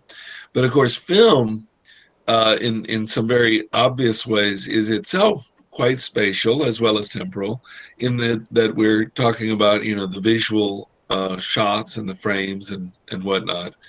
And so I would think that a combination of sort of geocritical or spatial literary theory and criticism in relation to film studies would have all sorts of interesting prospects. And I suspect that, experts in film would bring their own spatial insights to bear on this kind of work. Someone in the chat just mentioned Deleuze's writings on cinema, which I definitely recommend those books. If any of you are already familiar with Deleuze, he wrote two books, Cinema 1 and Cinema 2, so they form a two-volume project. And one of them is the time image, and the other is the movement image. So he doesn't have time and space, he has time and movement, although obviously for Deleuze, both time and movement imply, of course, space as well. And I would say imply is itself an almost a pun, because the very word from Latin means to fold over, and he talks a great deal about the foldings of time and space. Le pli, P-L-I in French, is the fold, which is also the name of one of his books that's a study of Leibniz. But yeah, I'm not sure I can recommend specific texts on space and cinema. I'm sure there are a lot of them out there by now that engage in looking at space and cinema. Some of the books in the series that I edit for Palgrave Macmillan the book series is called Geocriticism and Spatial Literary Studies. And we have over 30 books in the series now, so there's a lot of them. And I also am always welcoming new projects. So if you are working on something that relates, please send a proposal. But I know that some, at least, if not on film exactly, deal with film. We have a book, for example, that came out last year on representations of Tokyo that included Japanese film as well as novels and stories. And so there are definitely people doing that kind of work, and I look forward to seeing more. I think it's going to be a very rich area within film studies and perhaps within spatial literary studies too. Okay, sir. Let me just say you that at the very beginning of your lecture, you said that the country, I mean, India is very beautiful, but the people in India are much more beautiful, you know? That is true, and of course, that is a global almost a stereotype. I don't think we should engage in stereotypes, but I have always known that the people of India are known for their great beauty, and from what I can see on my screen, plenty of beautiful people here. So nice to see. Sir, there is another question. If we talk about queer theory, then how can we relate tropophobia with homophobia? Or is there any connection with tropophobia and homophobia? I'm sorry, a connection between what? Tropophobia with homophobia. If we talk about queer theory. Oh yeah, and again, I'm embarrassed. I'm giving you a catalog of my ignorance.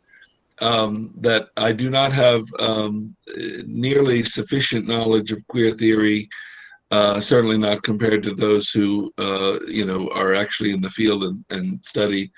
But as I had mentioned with feminism, and of course as we could mention even with these other genres, there's undoubtedly immense work to be done of great value on space and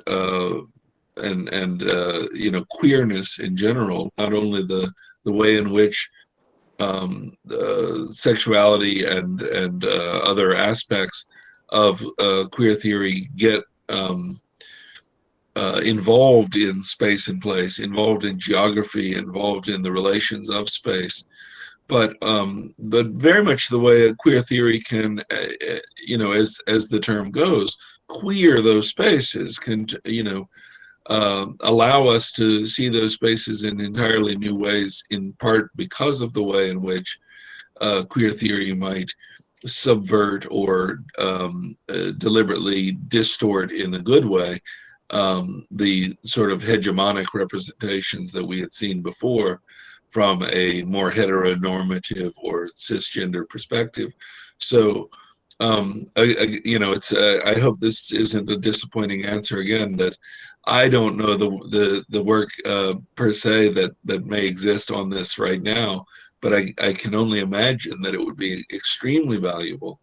And again, the knowledge of both the spaces and places under consideration, but also the way in which we imagine spaces and places in a more general theoretical sense, can only benefit from such perspectives.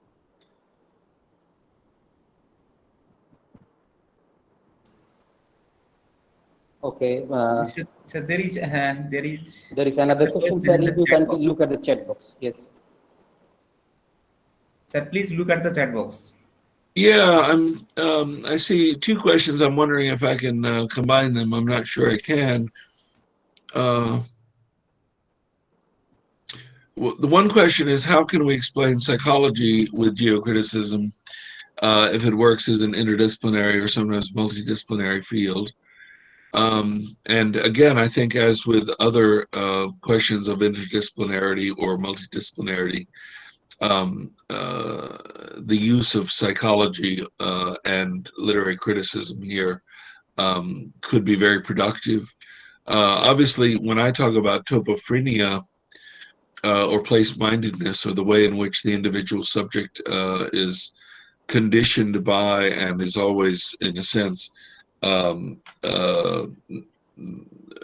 thinking of, or even unconsciously, if we wanted to use Freud, thinking of space and place, that has a psychological element to it. I'm not really citing psychology per se, but there's no question that there's a psychological awareness of place and whatnot going on. My approach to it was slightly more in the kind of existentialist tradition, but again, existential psychology is part of that, I suppose. As for interdisciplinary work, I mean, I think that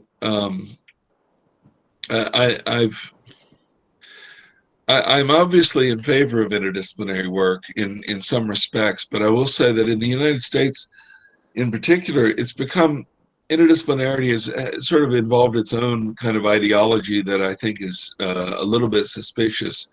In part, the notion that an almost customer service model of just sort of, treating studies as if it were merely for the customer to enjoy bits of this and that without truly thinking about the ways in which disciplinary formation and the crossing of disciplinary boundaries may be, in fact, really useful. And so I actually, without being anti-interdisciplinary, I have been a little skeptical of some literary criticism that embraced it, for fear that they didn't quite know what they were talking about, in part. And that's one of the reasons I'm not being falsely humble, I promise you, when I say I don't know this or I don't know that. It's because I'm really not qualified to go into some of these fields, including geography, and say, what it is that geographers are actually doing.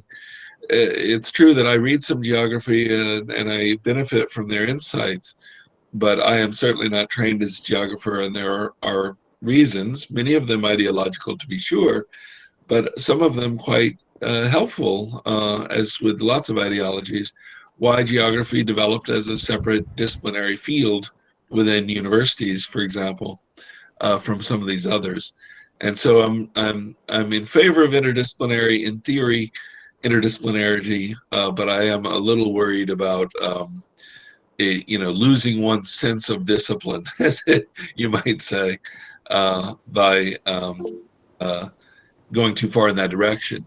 So I more or less maintain that I am still just a literary critic, one that maybe reads in philosophy and geography and other fields, but I still do so as a literary critic and not so much as an interdisciplinary scholar. The second question I think involves specific examples that are not, again, in my main areas of knowledge, because the question goes for partition literature, and the question about whether in one way or the other it subverts the concept of cartography. And I'm afraid I don't know what you mean by partition literature in this context. The actual partitioning of regions and countries and the literature thereof, which would involve, obviously, a change in the cartographic representation of the spaces. Yes, thank you. Thank you for the explanation. Again, my ignorance of the literatures of India and the subcontinent are, again, manifold. I apologize. You could fill many, many libraries with what I don't know. And I do, I honestly apologize for this. I mean this in a good-natured apology, but it is true that my work, and you see it already in, books like Spatiality, is quite Eurocentric. And not only Eurocentric, but let's face it, fairly Western Eurocentric, or, France, Germany, and England centric, the sort of older comparative lit programs, I guess, from the 40s and 50s. And I do not defend that level of localization or of ignorance, only to say that that's my background, and so that's what I know best. But it is true that as we see more interactions within world literature itself has its own problems. As many people have rightly noted, it tends to also have a Eurocentric perspective, even as it embraces the concept of a sort of global republic of letters or something like that. I feel like those who know the literature better will be the ones who instruct us in this. But to go back to the question itself of partition literature, I do think that without knowing the literary texts in particular that you're talking about, anytime there's going to be a sort of massive restructuring, not only of the way the map looks, but the way we imagine space to work, in this case, nation states, cultures, then carved out of geographical spaces, this is going to have a massive sort of influence on, I would think, spatial representation in literature and the way that we understand those spaces and the experience of them. And so it's just to say that redrawing the maps, as it were, is I think a big part of the sort of dynamic process of mapping itself, which is why I mentioned just in passing that there are no true maps in the sense of whatever kind of imagined one-to-one correspondence between the figures on the map and the real world spaces. As such, the very hopeful and positive and utopian sign of that is that we're always creating new and again, for our purposes, better maps, and we're always able to critique other existing maps. And I feel like a lot of what in the 80s was being called third world literature, such as the materials associated with what Salman Rushdie popularized under the label "The Empire Writes Back," was an attempt by writers from different countries in the world to really reshape the map, figuratively, but also literally, to say that the Eurocentric vision or the largely British vision was not the only way of understanding it. So in that sense, I can only imagine that in India, and with respect to partition literature, this would be all the more the case. But again, I'm completely ignorant of the literature in question. Thank you, sir. We may take one more questions and then we'll end the sessions. If there is any questions, you may ask, please. We may take one more question. Okay, I see one in the chat asking about Judith Butler's notion of precarity. Can this notion be linked to spatial literary studies, particularly dystopian literature? This is, again, a very interesting question, and I do think that Butler's idea of precarity, in particular, the way in which the 21st century seems so typified by a certain sense of the precarious, of the way in which uncertainties and even what had earlier been perhaps more productive ambiguity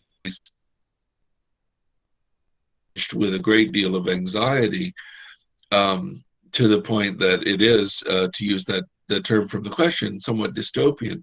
I think that this is true, and that this is something to be explored. In fact, a book that I'm working on right now will deal a little bit with dystopia, and it relates to this idea of anxiety and a sort of enhanced anxiety. I wasn't using the term precarity, but I think that the precarity relates to this.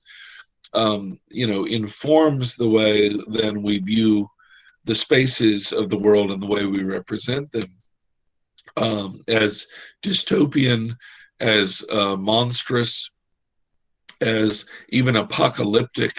I wrote a little article a few years ago called "The End of the World as World System." One of the few articles where I did talk about film, by the way, but not from a film studies perspective. I just used apocalyptic films as examples. But the idea that, it has become now famous, Jameson, or some people cite Zizek, or others, the comment that it's easier to imagine the end of the world than the end of capitalism. And it seems that in films, at least, in pop culture in the United States, we have, I don't know, somebody did a count, but I think it was over 100 films in just the last 10 years that have involved either dystopia or the end of the world or some post-apocalyptic setting. And I think that does say something about the way in which our popular entertainments connect to our own anxieties, that dystopia seems so dominant in our pop culture.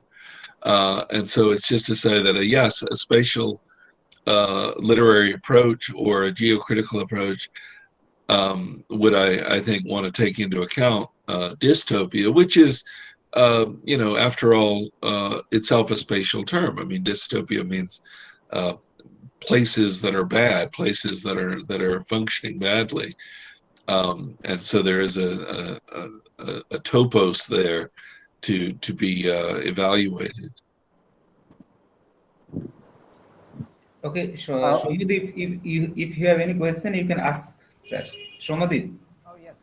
Thank you, sir. So first of all, thank you for delivering such an encompassing, comprehensive, inclusive talk. And we are thoroughly enlightened and enriched. Thank you, sir. My question is that since the Ericksonian developmental theorists have repeatedly referred to the capacity of nomad kind of thought in children, and since these sorts of representations are replete in children's literature, so in this context, my question is what do you think that how can we trace nomad kind of thought in the light of spatiality, since this nomad thought time and again comes in the discourse of spatiality. So my question is that what could be your take on tracing nomad thought, as in the realm of children's literature? I mean, in which way a humanist scholar could proceed? Thank you so much. That's an excellent question, and again, my ignorance shines through that I do not have a background really in children's literature. The closest, of course, I have is that I've written on Tolkien, and therefore The Hobbit certainly is a classic British children's book. But I do think that the sort of nomad thought, the way in which what we might think of as hegemonic or at least dominant discourses get challenged or redirected, undermined or subverted are the terms that we often use. But in many cases, it's more subtle than that. It's certainly not the overturning of a regime so much as the way in which a perspective chips away at aspects of its being that seemed natural, but we show how they're social or something like that. I think sometimes, and this is perhaps not the best analogy, but of Nietzsche in his book, The Twilight of the Idols, which he subtitled How to Philosophize with a Hammer. And he says then in the book that it would be a mistake to think of the hammer as smashing the idols, but rather as more of a tuning hammer that just lightly taps them to show how hollow they are. And I've always liked that metaphor because, again, we understandably long for smashing the idols if we can, but often in our criticism, and by our criticism I mean actually the work often done by literary writers who are teaching us, showing us the ways in which this worked, their novel perspectives on things, or the way in which they use realism works this way as well, but I was thinking fantasy is particularly good for this because in fantasy, that which is not real is taken as factual, and therefore the British fantasist China Miéville has put it this way, that fantasy is good for thinking with. And in that sense, a lot of children's literature, I think, enables us to see the world slightly askew, slightly differently, in which case it might, to mix my metaphors again, go back to showing us the hollowness of some of the things that we have either valued or taken to be insuperable and unchangeable. And by just showing us that slightly different perspective, it does come off as a kind of, again, to go back to Deleuze's term, kind of nomad thought that would then, in Deleuze's terminology, undermine the state philosophy of whatever it is that we're focusing on. But it's true that, yeah, I mean, if we want to put it in the idiom of geocriticism or spatial literary studies, I could say that that's another way of redrawing the maps or of reimagining the spaces for new maps to be redrawn. I hope that that's somewhat helpful. I feel like all of my answers are my admitting that I don't know the answer and then talking for 5 minutes. Thank you. Okay, thank you very much, sir. We are blessed to have you among us. We are highly enlightened. You came, you conquered, and you own our heart. So I am personally inviting you, sir, to visit our country some other day if you have time. Then we have the physical meeting, if it is possible, after this situation, pandemic situation is over. So after all, sir, you are a good human being. So thank you very much again. And in our Indian way, I give you, sir, pranam. Thank you. Wonderful. Thank you. Thank you so much. And again, the honor is mine. Thank you for inviting me. And thank you to the many people who have stayed here late into the evening on Friday night to hear me talk. So thanks again. Okay. I appreciate it. And I hope that the rest of the conference goes really well. Thank you, sir. Thank you so much. Thank you, sir. Thank you so much. Okay, my dear friends, now we are switching over to the technical session over 2. And this session will be chaired by Professor Joyjit Ghosh, Professor, Department of English, Vidyasagar University. Now, may I request, sir, to chair the session and please, sir, continue the session. Over to you, sir. Thank you. Okay, Showman. And of course, Shumit, for giving me this opportunity to chair this session where I'm supposed to meet some fresh young intellectuals who are working, I believe, in this area or in allied areas. So who would be, I believe that 7 speakers are present right now with me. If you could confirm, Shumit and of course, Showman. Sir, proceed with the first presenter. The first presenter is present, I think. Shaheen Reza. Yeah. Okay. So please make your presentation. But of course, since we're all hard pressed for time, I believe that please, give a presentation within 5 minutes. Okay. And first of all, you would listen to the presentations. And at the end of this session, you would have some time for some questions, interaction. Okay. So I would be requesting the first presenter to present your I mean, ideas, share your feelings with us right now, without wasting a second. Please, Shaheen. Okay. It is my honor to present such paper on the very topic, an approach to geocriticism in Indian writing in English, mapping the space of frontiers, identity crisis, memories in Amitabh Ghosh, The Shadow Lines. So, let me open my PowerPoint.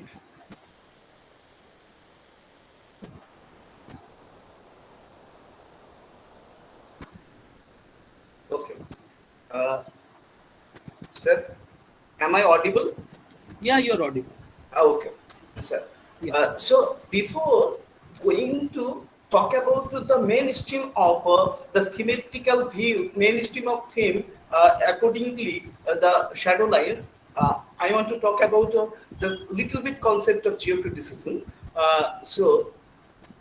Geocriticism, the term geocriticism first applied by Barton Westphal in La Geocritique Real Fiction Space 2007 is a contemporary literary framework that maps the world with the combination of the real space, places and the imaginary space of fiction and metaphorically incorporates the study of geographic space in literature within a certain temporality. Now, geocriticism has been a newly contemporary framework that coming to the postmodern literary theory and cultural studies. In the pastiche of postmodernity, he relates geocriticism with three theoretical concepts such as spatio-temporality, transgressivity and referentiality, but that focused not only the relation between the life and times of the author, the history of the text or the story, but also but on spatial data such as post-colonial dislocations and belongingness, cartography, environmental studies, political history, urban studies, cultural studies, gender studies, human psychology, and film studies also. As earlier Robert Talley said, already discussed. Now, Robert Talley said a US-based literary researcher has liked to call geocriticism as literary cartography. In brief review of Westphal's Geocriticism, Real and Fictional Spaces 2011, Robert Talley says that the very quote, within quote, all writing partakes in a form of cartography, since even the most realistic map does not truly depict the space, but like literature figures it forth in a complex skein of imaginary relations. So now we can understand that it also finds an intellectual link between geography, history, culture, politics, and literature as an interdisciplinary approach to understanding and interpreting a literary text in relation to space and place and time. It also contributes a dynamic approach to interpret a text and makes a dimension of literary value by mapping the space of a literary territory in literature in the diversity and complexity of contemporary issues. It is not limited to this field. It is also coming to the process of discussing the human cartographies spaces, taking new mobilities, the spaces of frontier, passages, and the territorial configuration, etc. Now, the next slide, talks, the next slides, concept of space, place, and time in literature. The very words space and place, these three words are related to each other. How they are related to each other, it should be discussed over here also. First of all, to say a place is only a place in which we individually and collectively find a space in such a way to set apart from other spaces surrounding and infusing it in a certain time. On concerning the matter of devaluation of space and valuation of time, Michel Foucault says his honorable speech, an honorable quotation, it may be quoted, space was earlier treated as the dead, the fixed, and the undialectical, the immobile. The time, on the contrary, was richness, fecundity, life, dialectical. This quoted line is taken from Power and Knowledge that was published in 1980. On the other hand, Edward Shoja sees space in three divisions: first space, second space, and third space. First space is the physical space, as we know very well. It is the product of planning laws, political decision are changed over time. Second space, it is a conceptual space wherein it is conceived in the minds of the people who inhabit it. Third space is real and imagined space, lived space, the way that people actually live in and experience that urban space. In post-colonial, what post-colonial studies thinks space. According to Homike Bhabha, he considers space an identity of hybridity and multiculturalism to break the Western constitutive myth of space as a homogenizing, unifying force authenticated by the original past, kept alive in national tradition of the people. So nowadays, what geocriticism is thinking about space, place and time in literature? Apart from this, nowadays we understand space no longer as a stable or inner category, but rather a complex, heterogeneous practice. This concept of space allows literature to explore in the always problematic representation of space, in which the lines between fictional and real space are constantly crossed and recrossed. Herein, earlier said Robert Telly said, according to Westphal, has four elements: multifocalizations, polysensuality, stratified vision, intellectuality, that individually each and every elements of this geocriticism helps us to interpret literature in relation to space, place and time. So what is the application of geocriticism in Indian writing English, and what is the possibility? We need to find out here. This is the slide. We'll be talking about this implementation of geocriticism in Indian writing English. India is diverse in nature for the living of various caste, creeds, cultures, religious and landscape, but keeps unity in all within diversity. In the same way, Indian writing in English has enormous areas to imbibe and represent the old legends and myths, the historically important incidents, the issues of partitions, the sensibilities of diaspora, the subalternity of Dalit, the oppression and empowerment of women under patriarchy, the rising and falling of politics, other socio-political and cultural issues through its literary studies. So geocriticism is the place, geocriticism has the place to interpret these things. And now let me talk about these things. Geocriticism is the contemporary theoretical foundation performs as an interdisciplinary which helps us to explore into any text providing the subject of diasporic cartography, identity crisis, border politics and crossing cultural memories or other special turn in various problems of the postmodern world. Now, the themes of my topics, let be discussed. What are the themes? Themes one by one. Next slide I am giving. Space of frontiers in the shadow lines. Now I am going to discuss about where is the significant space of frontier in the political geography, and how Amitabh Ghosh has been aestheticizing the political geography and the physical geography with human geography. This is the area need to be discussed. Literally, the space of frontiers indicates the territory of a country settles or inhabited regions, but metaphorically it associates national identity of a culture of a country, wherein a person tries to redefine his real and imaginary space in certain temporality and locates his own power, identity, culture, creeds, religion, taste of food and like of clothes in difference to other countries. In Western and Eastern, frontiers or the borderlines trigger people of a country to be imperial power, but the coastal state is considered space to be free from borders, boundaries, sentiment of nationality. It is global and focuses on transmissibility to the wilderness in culture, beliefs, knowledge, learning and thought. Now, I'm quoting the very line of Thamma. Yes. This is a very good... Sorry to interrupt, sir. Please okay, sir. Summarize within 1 minute. Okay.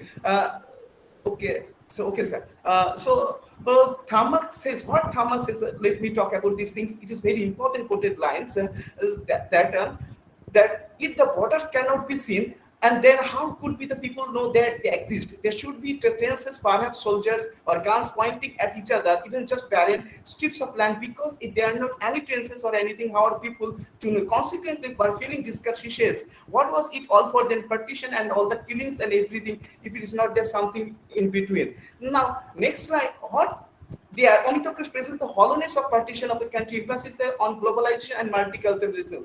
And here is the place of geocriticism to interpret these things, historical, political and historical facts in a brief narrative in the narrative of this novel, The Shadow Lines. Next slide. What next slide talks space of identity crisis in the shadow lines. According to Oxford Dictionary, identity crisis is a period of uncertainty, confusion in which a person's sense of identity. Now, identity has been important segments, important areas of a person's possibilities to represent himself in a society. So this is the area need to be talked. There is one example online. What Thomas says, we need to know. They know they are a nation because they have drawn their borders with blood. The way a territory defines a country's identity, person identity, where he belongs to, is the same way culture metaphorically implies the identity of a community. So these things to be interpreted with in the platform of geocriticism. Here, geocriticism not only maps the space of national identity through the demarcation of border, but also finds a metaphorical link of culture and personal identity of the characters in the tricky star of geographical imagination. Now, next slide. What next slide says? Memories. The Sir, space the of time is almost over, sir. Sir, please. Okay, sir. So due to the lack of time, I cannot explain all the things. Or 2 or more slides are left to discuss. Summarize. Okay. So the word memory is to be known, the faculty of brain, and this memory is a psychological part, as we know that. And the novel explore and find the space of the memories through the past experiences shared by the characters. And here is the place of geocriticism, that the geocriticism has the critical domain to examine the space of memory in the narrative remembrances of the past at the psychological level in the light of geographical imagination and the traumatic memory of communal rights in Dhaka. Now, last part is what is the last conclusion. That to conclude, it may be said that geography plays a significant role to interpret the literary text by focusing on the relationship between space, place, and time. It helps us to cross-examine the subject of mapping the space of home identity, sociocultural space in any contact zone. Amitabh Ghosh, the Shadow Lines, questions on the issues of partition, identity, freedom, and cross-cultural interactions in post-colonial context. In the novel, Ghosh also highlights the uselessness of maps, the shadowiness of the borders, demarcation. Thus, he aesthetizes the partition history and physical geography with human geography in this novel. Geocriticism is current methodological proposal that entails the necessary question of this text and comes to solve the question queries of the reader over the described issues of it in this regard. This is my topic, and it could be interpreting that kind of things regarding the shadow lines, especially the frontiers, especially the identity crisis, and the memories. These 3 topics can be described in the platform of geocriticism as per my knowledge. Okay. So thank you. Thank you, Sahin. Thank you for your lucid presentation. But of course, for lack of time, we couldn't, of course, allow you to go at length. But we would come to your paper at the end of the session. Now, who is the next presenter? Rahul Bodua, Assistant Professor, Department of English, Government General Degree College, Lalgod. Okay. Rahul, please give your presentation. Thank you, sir. Sir, am I audible, sir? Yeah, you are audible. Thank you, sir. First of all, I would like to thank the organizers who provided me this opportunity to present this paper. The title of my paper is The Event of Becoming in Amitabh Ghosh IP's Trilogy. Before I begin my presentation, I would like to say one thing, that the idea of event and becoming is something which I have borrowed from Deleuze, Gilles Deleuze, and these 2 concepts themselves need elaboration. But due to the shortage of time, I am going to the main paper. The elaboration is there in the footnotes. So in the original paper, everything is written, everything is stated. Gilles Deleuze thinks of ontology in a way which gives privilege to becoming than being. Instead of considering being as a static identity, Deleuze believes in the continuous flux and ever-shifting appearances of being. Deleuze's idea of ontology of immanence not only challenges the conventional ontology of transcendence, but also the theories of space and time related to such ontology. As a result, we see that Deleuze's idea of becoming connects with other Deleuzian ideas. In this essay, I will explore the event of becoming in Ghosh Ibis trilogy. I think the characters are becoming characters. We can see a continuous flux or becoming in them. The idea of event, according to Deleuze, is something akin to singularity. Even for Deleuze is an example of singularity. So it is not something which we find in the dictionary, in any dictionary, say Oxford Advanced Standard. The event of Deleuze's event is completely different from which we find in dictionaries. Even the idea of becoming also is stated in this way. In many of his works, Deleuze has elaborated his concept of becoming. In dialogues through a passage, Deleuze has outlined the event of becoming. It can be also considered as an example of conjunction. Nuptials are always against nature. The wasp and the orchid provide the example. The orchid seems to form a wasp image, but in fact, there is a wasp becoming of the orchid, an orchid becoming of the wasp. A double capture since what each becomes changes no less than that which it becomes. The wasp becomes part of the orchid's reproductive apparatus at the same time as the orchid becomes the sexual organ of the wasp. On and the same becoming a single block of becoming. So this is Deleuze's idea of becoming, which is stated in the book Dialogues. In A Thousand Plateaus, Deleuze has elaborated this idea while discussing territorialization, deterritorialization, and reterritorialization. The idea of becoming has a connection with the events of territorialization, deterritorialization, and reterritorialization. Deleuze has shown that the seed of deterritorialization is immanent in the concept of territory and territorialization. Deleuze and Guattari consider territory as a malleable site of passage. It is an assemblage which exists in such a process whereby it can continually pass into another assemblage. Assemblage is another Deleuzian idea and it needs elaboration again. But again, I'm moving into my paper, the main paper why. The territory also maintains an internal organization. It refers to a mobile and shifting center that can be found at a particular point of space and time. The center is a vector as it can exist outside the assemblage or territory. As an assemblage, a territory manifests a series of constantly changing heterogeneous elements and circumstances that come together for various reasons at particular times. Although a territory establishes connections from the areas of representations, subject, concept, and being, it is distinct from a fixed image.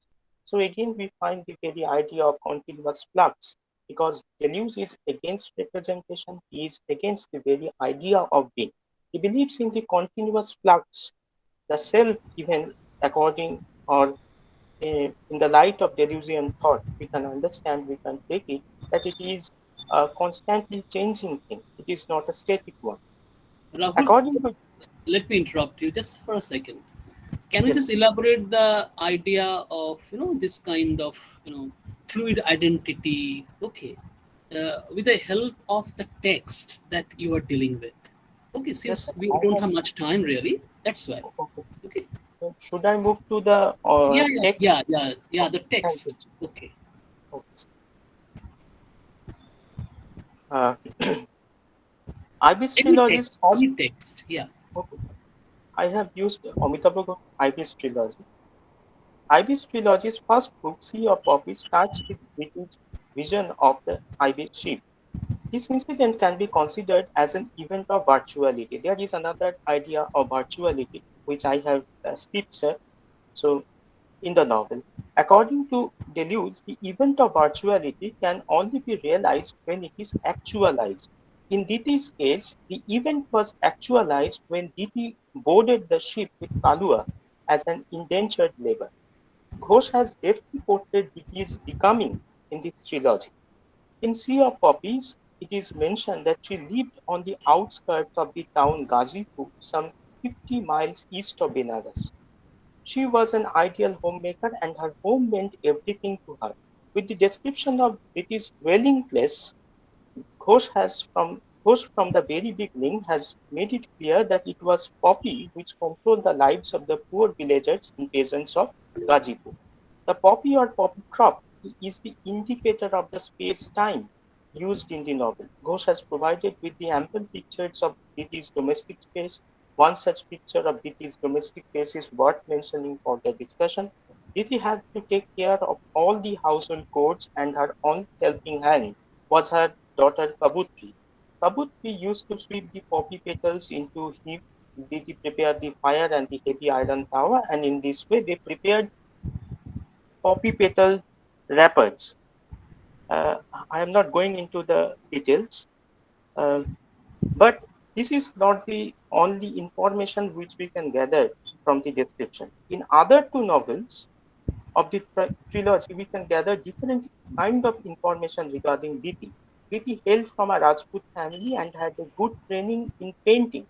To cope up with the financial problem, she had to follow the tactic of preparing poppy petals roll. The territory of Gazipur was completely new for Diti with different obstacles and hazards. Moreover, Hukum Singh seemed least bothered about his family's miserable condition. He did not even help Diti in poppy cultivation, which the British government had forced them to do. Ghosh has pointed out that the poppy cultivation was not an easy task. The whole responsibility of the family's future, especially of Kobutri, was on Diti's shoulder. Undoubtedly, Diti's life revolved around her home and family, where she had no time to spare for herself. Hence, Diti had to territorialize the domestic space for her survival. However, the event of territorialization was not static. It was always followed by deterritorialization and reterritorialization because the components of the outside force were always in flux. Moreover, it amazes us when we witness Diti's becoming in the river of smoke as matriarch. Diti's shrine in distant Mauritius seemed to be an unfolding of the idea of Diti's small shrine at Gazipur. There I have used another idea by Deleuze, that is the idea of fold, and unfolding, refolding. These are all the ideas which are Deleuzian in nature. Even Kalua's appearance in her life can be considered as an event of virtuality. Actually, sir, each and every idea which I have mentioned, they are all connected. So in order to understand the very becoming of any character, we have to understand the virtuality, the assemblage, territorialization, territory, because the idea territory is different from what we know in the dictionary or what we get from the dictionary. It is completely delusion. Both of them had the capacity to affect each other, which actualize their becoming. The same thing is true for Paulette. I am going to another character, that is Paulette. Sir, Mrs. please Brown. summarize, sir. Rahul, Okay. sir, please, Okay. summarize. So the conclusion would be this, that we find this kind of becoming or the event of becoming, because the idea of event itself refers to a singularity, that it happens once, it is not repeated. That is something which also has been discussed in the book Difference and Repetition by uh, Deleuze. So the thing is that every character, according to my observation, as far I have understood after reading Amitabh Ghosh as well as Deleuze, that these characters go through this very transformation, which in Deleuzian term is known as becoming, and they are all events. And not only this, uh, they there is the event of virtuality, that there are different possibilities, and when one of them actualizes, we understand that something has happened, that the becoming has taken place. And that is something which is actualized through the very events of territorialization, deterritorialization, and reterritorialization. It goes on and on. It is a never-ending process. So this is something which happens throughout the novel in different characters, in case of different characters. Another important thing is that the territorializing agent, for me, it is opium. The very change it brings to the body. The body itself is a territory according to Deleuze. Just like the idea that self is also a territory, then body is also a territory. That kind of becoming happens in case of uh, Babu Nabokishan. That kind of becoming happens in case of Afat, who Afat was an drug addict, that is opium addict, and he had gone through different kind of changes. That is in Deleuzian time what we know as become. So this is something which I have explored. Or thank you, sir. This is. Thank you, Rahul, for your absolutely critically engaging paper. Of course, I would come back to it. Okay, time permits at the end of the session.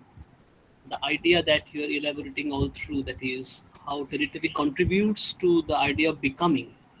Okay, Right. but of course, And also the idea of event. yeah.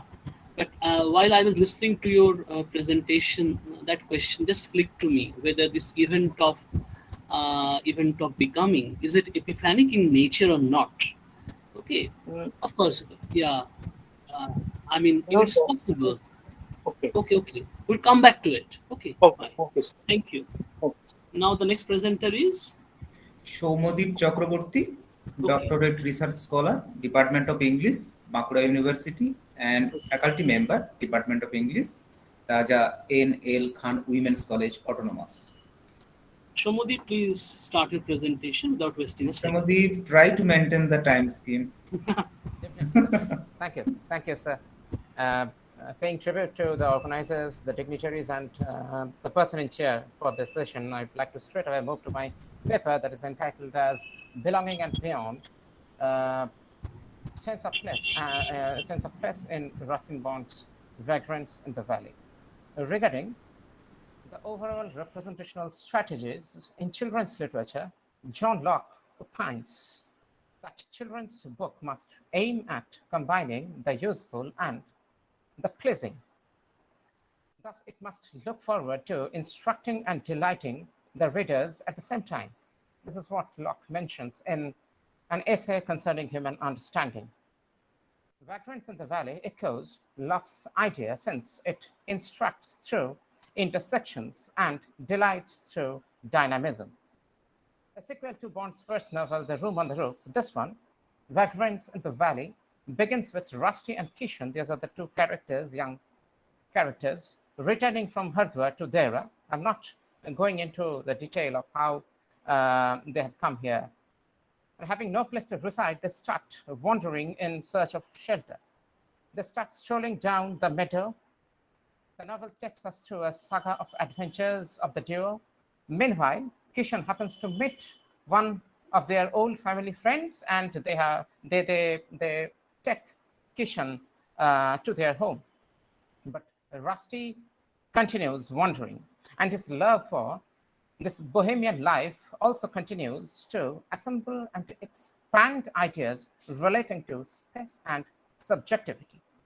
In the course of his vagrant wandering, he meets his father's friend, old Pettigrew. His aunt, Miss Mackenzie, receives from her a copy of the rarest first edition of Lewis Carroll's Alice in Wonderland that his father had kept for him. Now, taking the book as his father's bliss, Rusty sets out to explore new chapters of his life, and the novel ends. Rusty is setting out for England for better prospect in life.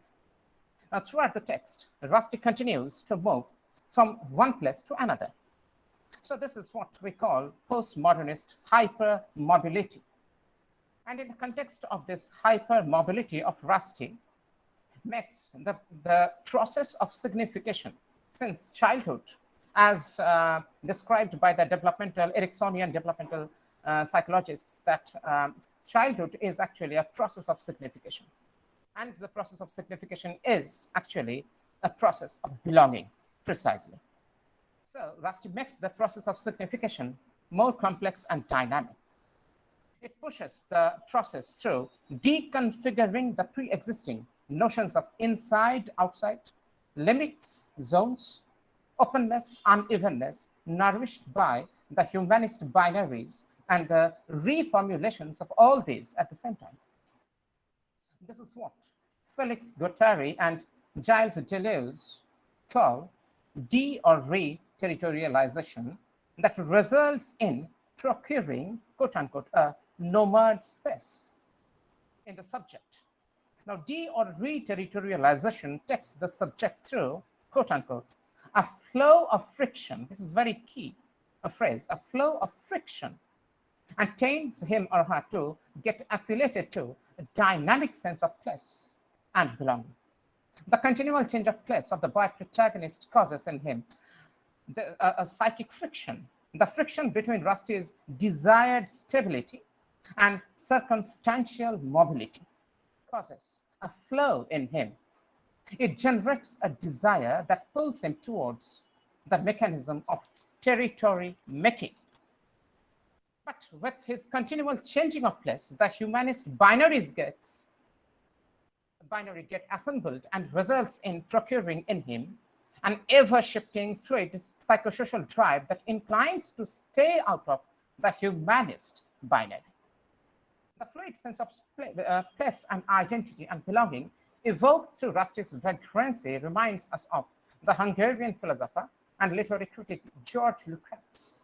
And in his book, The Theory of the Novel, Lukács uses the phrase transcendental homelessness, which is very interesting, and argues that it is a homeless state that helps the subject to procure dynamism to transcend the sense of outsideness.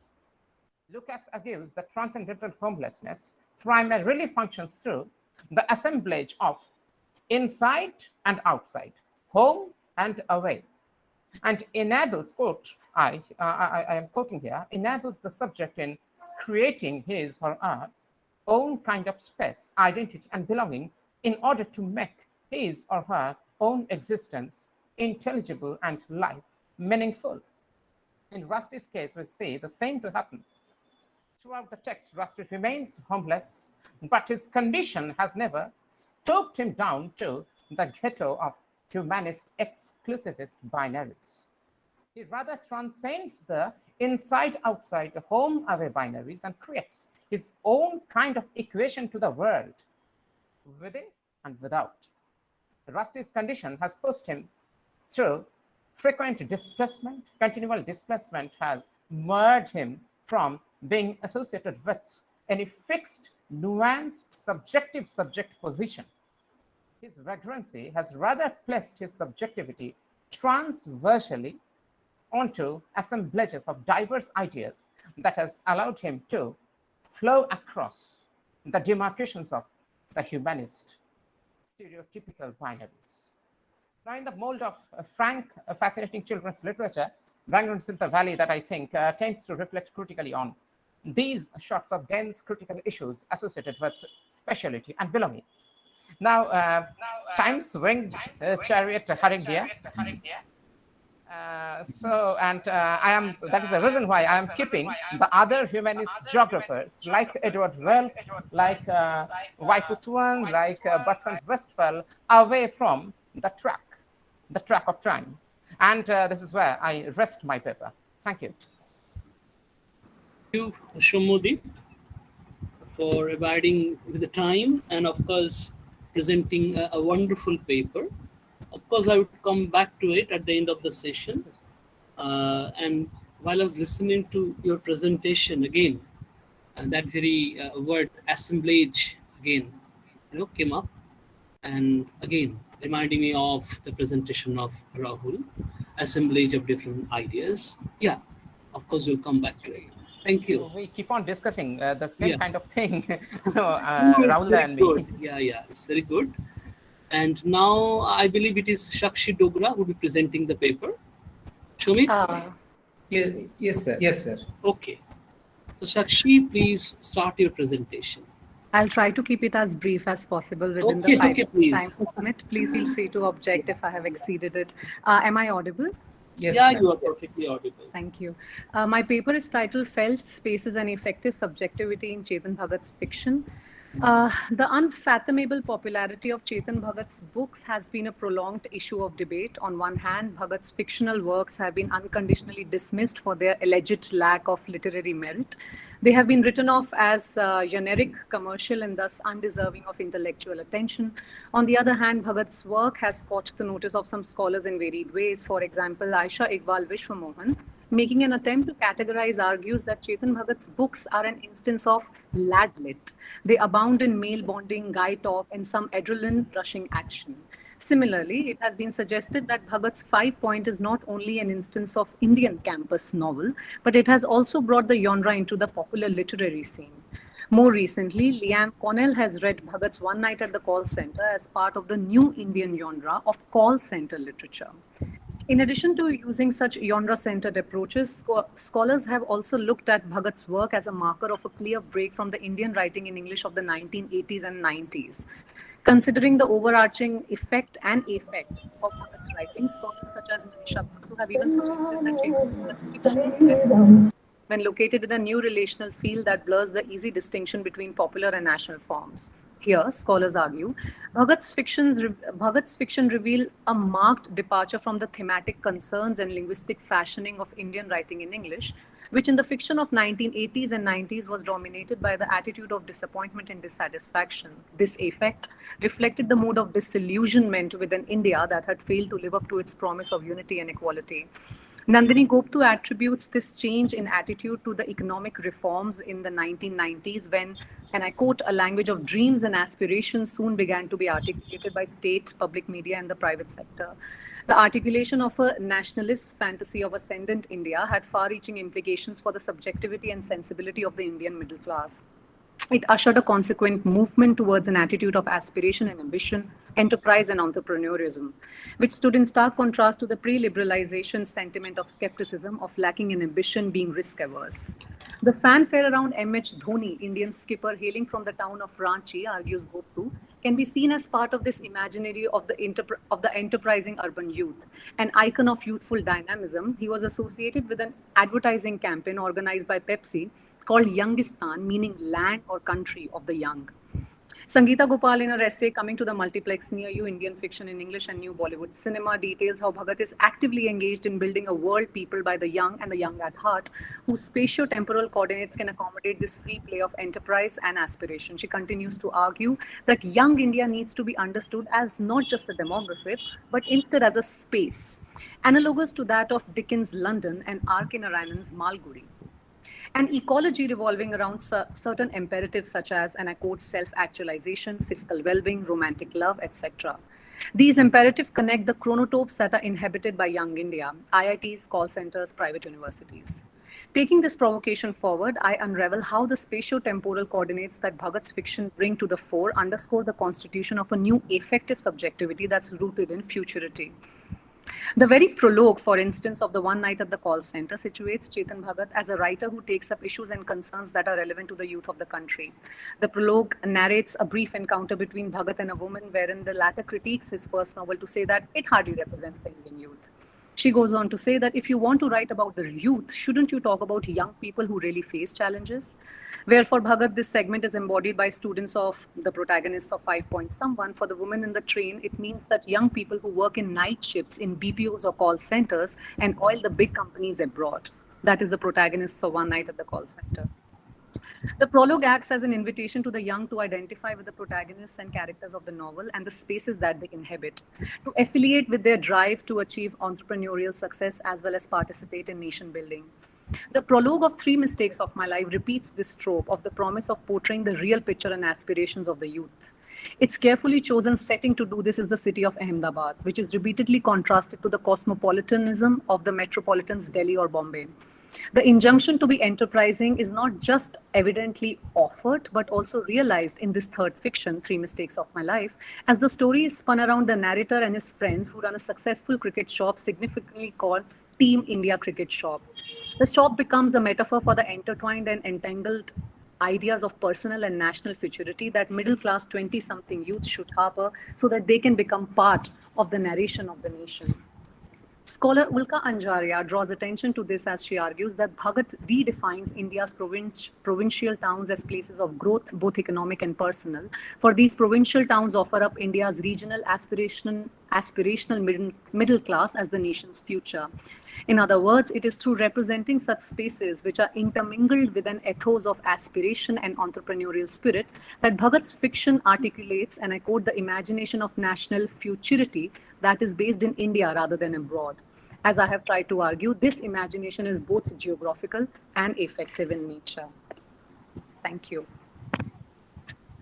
Thank you very much, Ms. Sakshi, for a very interesting paper. And as you were trying to apply different strands of criticism, the point is, when I was listening to your paper, I was reminded of the honors days, history of literature in English, where particularly, that age, 18th century came to my mind. The clubs and the coffee houses, the chocolate houses, how they became the foci of the civilization. So here, in this case, of course, the call centers, how they become the face. Okay, an interesting site. Okay, so a very interesting paper. Again, I would come back to a paper in a session. And without wasting a second, Shomit, is any other presenter ready right now? Yes, yes, sir. Any other presenter? Yeah. Yes. Next one is Jhargram, Assistant Professor and Head, Department of English, Surendranath College, Yes, sir. Kolkata. Okay. Thank you so much. With due respect, yes, sir. Yeah, Jahida, please make your presentation. Yes, sir. Thank you so much. With due respect to the chair and the organizers, first of all, just I want to apologize that I have not been keeping well since past 3 days. So, if I may falter, please bear with me. I'm actually down with fever, so I will read out my paper. Yeah. Okay. So thank you so much. And as the title of my paper goes, am I audible properly? Yeah, you're audible. Perfect. Okay, sir. Okay, sir. So the title of my paper goes, Contestations of the Identity of Self and Locale, a study of belongingness and dislocation in Mitra Fukon's novel, The Collector's Wife. So in my paper, at the very outset, I would just want to say that in my paper, I have tried to look at the cartographic reorientations after the partition of India, and I have taken into consideration the trope of migration and how the town of, how the geographical space of Assam, certain spaces of Assam, how the this is being reflected in the novel by Mitra Fukon. So with a specific attention to the text. So I would want to proceed with the paper. With the changing ideologies in the post-colonial context, the significations of spatial boundary have become porous, and thus the separatist connotations of geographical boundaries seem to be effacing perpetually. The cartographic changes in a post-colonial sub-nationalist context have caused human violence in many places, and that in turn questions the alterations of the geographical locale and the spatial significations of identity. So in relation to the question of post-colonial migration and hospitality, the landscapes, the towns, and the villages uphold certain agencies. As pointed out by Adam Barrows in his book Time, Literature, and Cartography, after the spatial turn, the chronometric imaginary deliberates on the relationship between the temporal and cartographic changes, and I quote here, any lasting spatial relationship is made up of and dependent upon a series of constitutive temporal processes, just as the ability for those temporal processes to occur in the first place depends upon the structural stability of the spatial configuration that enables them, and I unquote. The identities of the inhabitants of a pristine town in the post-colonial context also gets shaped and reshaped in the context of the post-colonial nation formation, as I have just now mentioned. Keeping these perspectives in view, I have tried to study the geographical location of the fictional town of Parbatpuri in Mitra Fukon's novel, The Collector's Wife, and the nuances of spatial identity. So this town that the novel is trying to focus on is absolutely a fictional location, a fictional geographical location, and The question of identity in the context of the novel becomes very much nuanced as the human characters as well as the geographical location equally experiences change and reconfigurations in the context of cartographic reorientations in post-colonial subnationalistic contexts. The question of spatial connotation also becomes significant in relation to the phenomenon of migration or refugees in post-partition India. The plotline is woven around the pretext of the conflicting socio-political situation in Assam during the 1970s and the 1980s.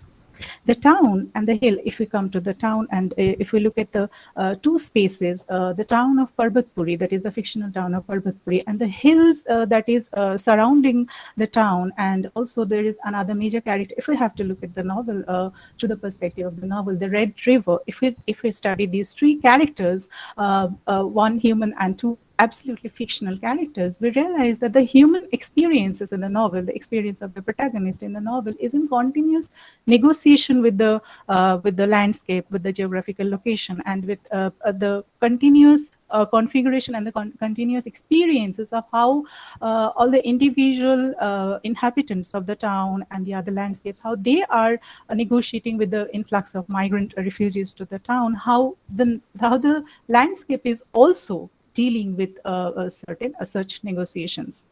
So the town and the hills of Parbatpuri in Mitra Fukon's narrative has definitely a discernible presence, and it exhibits the changes and violence unleashed by the conflicts and insurgency movements. Though the name of the town is fictional, the vivid description of spatial changes that the town has undergone are not fictional at all. Because we can, if we look at the sort of historical documentations, we find that there are many documents that substantiate such changes.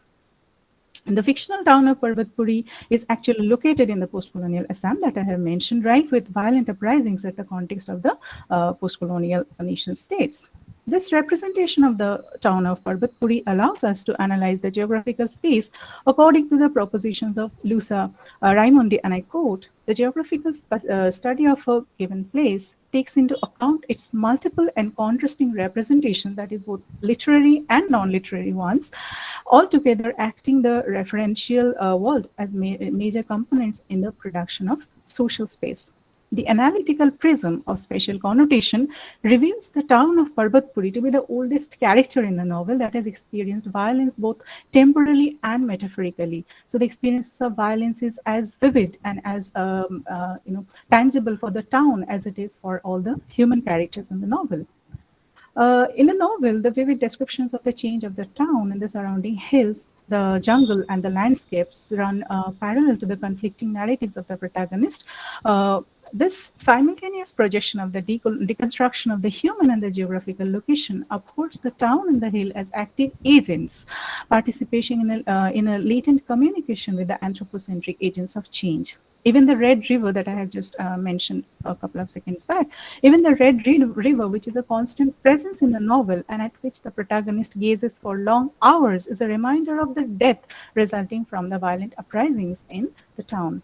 And there are certain quotations to substantiate the claim from the text. And this is, I quote, "There were also reports of human corpses floating down the river. This year, 2 of them had bullets lodged in their chests." And I unquote. So every nook and cranny of the mountain that is replete with the evidence of violence that haunts the human characters in the novel. This sort of representation affords the possibility of breaking the anthropocentric divides of the land and that of the agents of its ownership. Again, I would want to just refer to what Robert Daly Jr. Has mentioned in this context, and I quote, the geographical emphasis on space, place, and mapping correlates strongly to the conviction among spatially oriented critics that space is of the utmost social importance. And I unquote. So the sort of fluidity of communication that Mitra Fukan has exhibited in her novel is not exactly permeated in the manner of magic realistic manner, but the communication that is shown between the human agents and the non-human agents are definitely presented in a very convincing manner. So just to refer to some of the sections and some of the descriptions of the hill, I would again just want to quote from the text. The wounded hillside, again, the reference to the hillside is the wounded hillside with the connotations of physical wound. The wounded hillside was, however, as green and leafy as when the quail had called to its unresponsive mate during the spring. Indeed, the foliage around them had acquired a deeper, more lustrous shade of green in spite of the scorching heat. It was aglow in patches of golden luminous color. The golden laburnum, with its bunches of bright yellow blooms, was in flower. But this pristine beauty is being put in an absolute contrasting situation in the present day conflicting city, where we have the presentation of the city in the following manner, and I quote again: people stopped outside going outdoors during the day. The streets of Parbatpuri, even MG Road, were almost deserted at noon. Since the unrest continued unabated, people were still wary of going out at night. It was only during the early evenings that Parbatpuri showed some signs of life.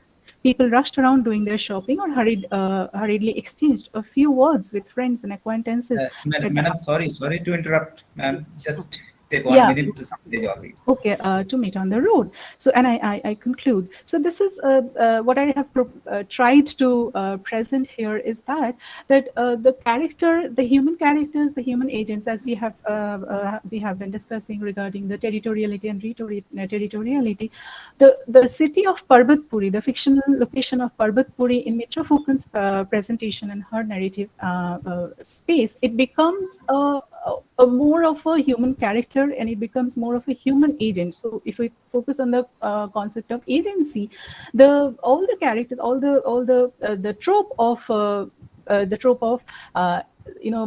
becoming, and the trope of gaining meaning and identity in a post-colonial context is something which is running parallelly in the context of the novel of in regards to both the hills, the landscape, the river, and the protagonist and all the other characters that we have in the novel. So this was all that I have tried to propose.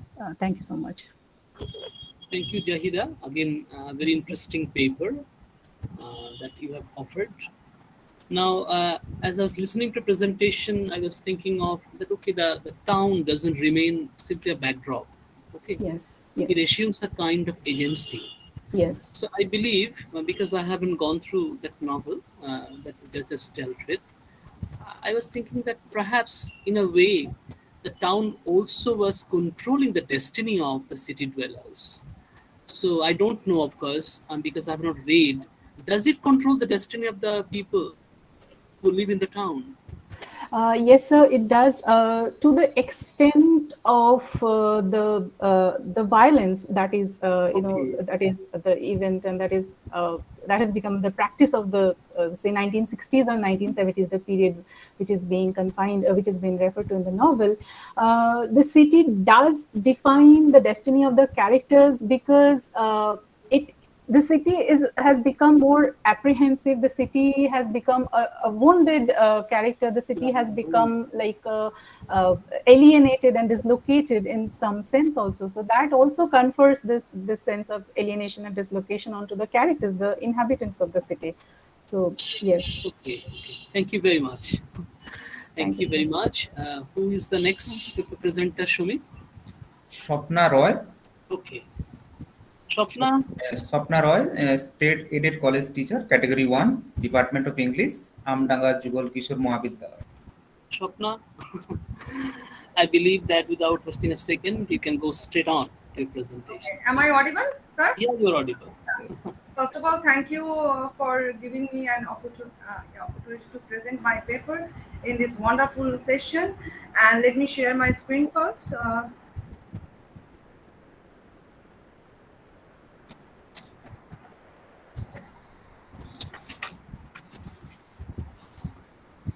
Sir, is it visible? Yeah, it's visible. Yes. Yeah.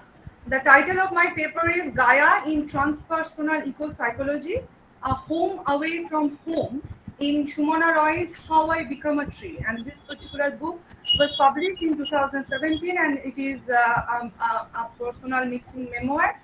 And in this particular book, Madam Sumana Roy has drawn several references from history, biology and geography and other references as well. But what as a reader prompts me is the understanding of her understanding of nature in such a way where she creates a home away from her quote unquote home. So if we read the book, we will find out that the author, Madam Shumona Roy, was immensely disturbed by the violence, greed, hate, and selfishness of her kind. And in that particular situation, she was in desperate need to be at her own, what can I say, speed. And therefore, she created her own world, a world into the cosmos of nature.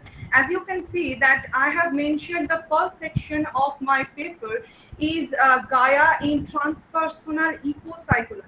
So eco-psychology argues that the deep and enduring psychological questions, who we are as human beings, how we grow, why we suffer, how we heal, are intimately connected to our relationships with the natural world. And you can see there is a book, The Voice of the Earth, published in 1992 by Theodore Roosevelt, where he pioneered the understanding the notions of eco-psychology in such a way.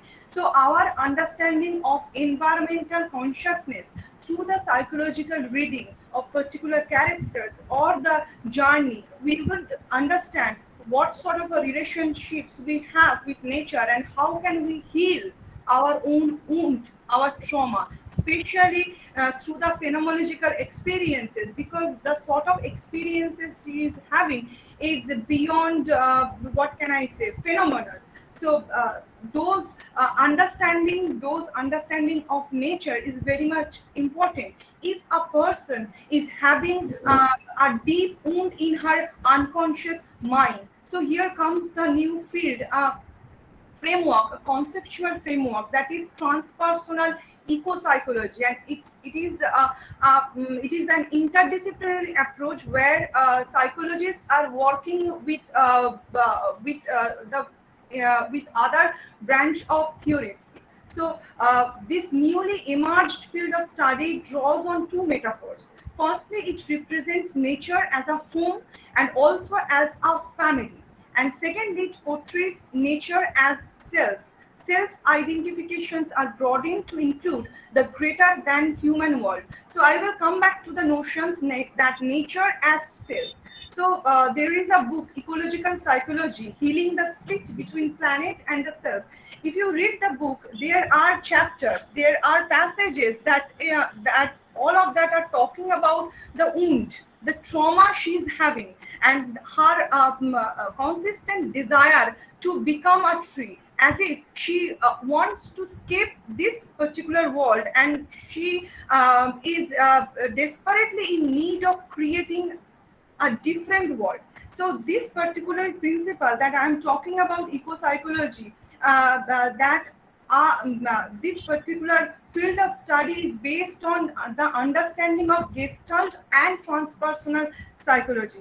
And so this particular framework is also talking about the understanding of ecological self, where our environmental consciousness asks us to be in such a state like non-dual state. If you go through the Vedanta reading, you will find out there is a higher self, and if you mingle with that particular self, your healing will be more easily in your own way. So the understanding is very much important. And if I can quote from the text, the particular section that I am talking about the trauma, I'm talking about the wound, I'm talking about the emotions, I'm talking about the injuries that she is having. My affinity for plant life is emotional and psychological. So as a psychologist, if there is anyone would try to read her book from the that perspective, it is very much easy for that person to decode the book from this new conceptual framework. And the second quotation is, I would choose to be an Ashoka, the Shoka, the sorrowless tree I decide. That means what sort of a pain she was going through. we can imagine. So the particular concept of home, from the concept of home to create a new identity. So she was trying to create her own identity, and the particular questions, the void that she was having, that I, the singular I, she's again and again writing down that this particular I cannot connect to the quote unquote human world. So it is very much easy to connect with the nature. And if you can quote that home is where one starts from. As we grow older, the world becomes stranger, the pattern more complicated of dead and living. So this is a memoir, and there are her references to her family's friendships as well. So she became alien to those relationships. She was in need of creating her own home in the lap of nature. And there are thousands of references from mythology to folklore that women who found trees as their other selves or become forest refugees due to their psychological, sociological, and physical operations. So the wound, which is only visible to the psychologist. So the question, where is our home? What makes our home a home? Which is our home? Don't we belong to the places that live within us, hunt us, and sometimes fade within us? So as a woman, we are making our journeys from our father's house to the places that we, places for our job, to the other houses as well. So where is our home? The more we shift from places to place, the wound becomes more strong, and you cannot see even the wound that is buried inside our psyche. So why, despite cultural and ethnic differences, despite different stages in life courses of the authors themselves, as well as the characters they create, do notions of longing and belonging are more important? So you can see that the particular chapter where she is longing for a Hridaya means soul mate. That means a connection to her soul. That means Madam, sorry to interrupt. Yes. Madam, just take 1 minute. Yes. And the final section of my paper that I have introduced a theoretical model, that is biophilia hypothesis. And Robert Daly sir was mentioning about topophobia, about phobia related to places and spaces and temporality. So Edward Wilson has introduced this particular framework where we can decode the understanding of natural world, how they can connect to us. Because if you travel to the forest, you can see there are the biological stimulation to your body. So that means trees always help us to become more and more positive in our own life. And finally comes the concepts of Gaia, that Gaia in transpersonal eco-psychology. So the earth as a system behaves as a single self-regulating system. That means the mother nature is always working with Subarnarekha, helping her to heal her own trauma. And there are thousands of references of Carl Jung's understanding of transpersonal psychology, because there are references of anima. And those particular references to psyche, nature, you can read throughout the understanding of Edward Wilson's hypothesis, that is biophilia hypothesis. So that's all for today's presentation. What I just talked about, that Gaia in transpersonal eco-psychology, and this is a new field, and it is an interdisciplinary approach. So thank you. Thank you, Shapna. Again, a theoretically grounded paper, and of course, a critical analysis of the text that you have offered in your presentation. And obviously, as I was listening to your paper, I was thinking of the different tenets of ecofeminism, which of course were working at the back of your interpretation, particularly as you referred to Gaia. Yes. Okay.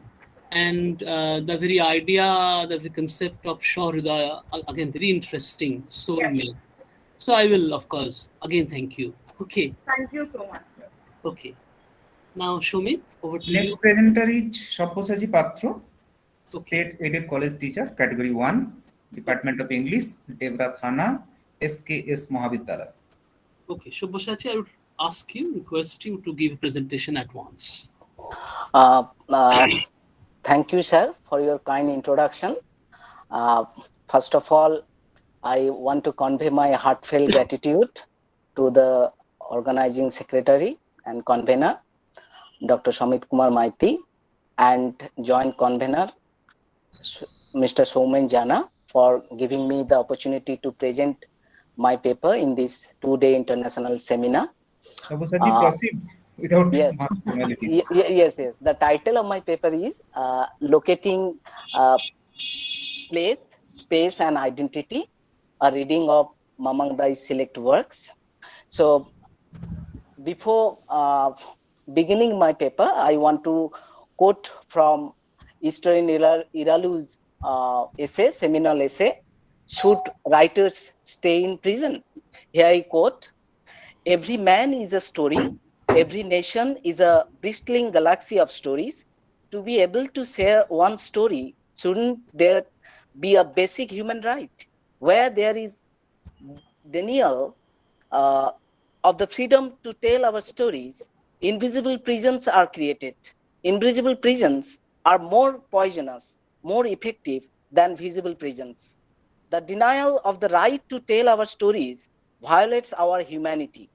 I believe that every story has its space in history of some story. The telling of some stories has been completed while some stories are waiting in the wings to be told at the right time. But when that opportunity is denied, a terrible wrong is committed. Every nation must be given the right to tell its stories in its own patterns and by the proper storytellers. The telling of a story is not only an artistic action, it is a spiritual exercise that is an integral part of the healing of a people's psychological wounds. So, Iralu's these above mentioned words actually testifies on the one hand the very marginal location of her writings, and on the other hand it points out the urgency to get release from the trauma of being at the margins.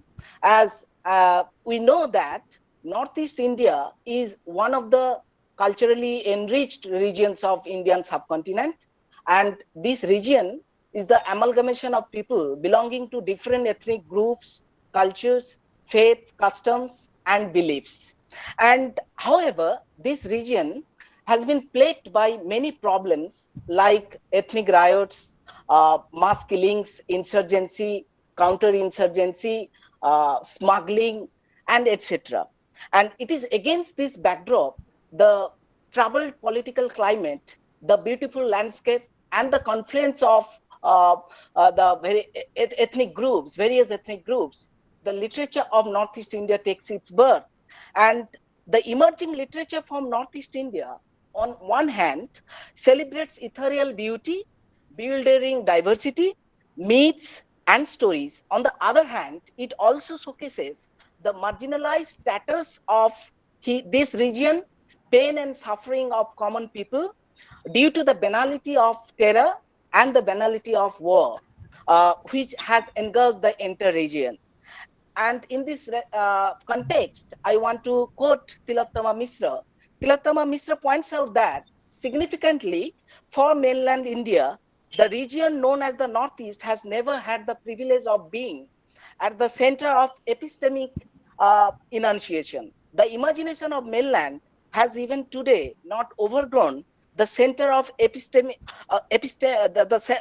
those constructs of mysterious other. And therefore, this marginality, otherness, and ethnic identity defines the trope of becomes a defining trope that signifies this literature's location as well as the acceptance by mainstream critics. Women writers from Northeast India have contributed immensely to the ethnographic fiction rooted in the distinct local cultures. That is a key feature of literature from Northeast India. And they have also explored the peculiar identity crisis of men and women hailing from this region, and also chronicle the journey of women from powerlessness to empowerment. And Mamang Dai, a poet and novelist from Arunachal Pradesh, is one of the strongest voices in literature from Northeast India.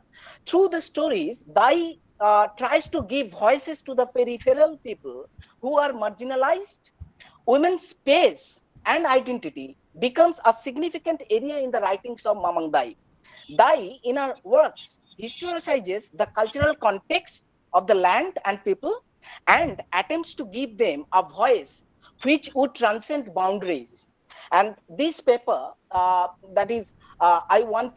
this paper aims to foreground the fact that how women from this particular region are oppressed in their society, and also in their society and family, as well as the outside of their region. And this paper discusses or analyzes the Mamang Dai's two important novels, The Legends of Pensham, published in 2006, and Stupid Cupid, published in 2009. So I directly go to the textual analysis of this particular of the two novels. Yes, in The Legends of Pensham, Mamang Dai, Mamang Dai's The Legends of Pensham is an intricate wave of stories that explore the hidden facts of life and is a delightful portrayal of myth, history, beliefs, and customs of the Adis community, a particular community from Arunachal Pradesh,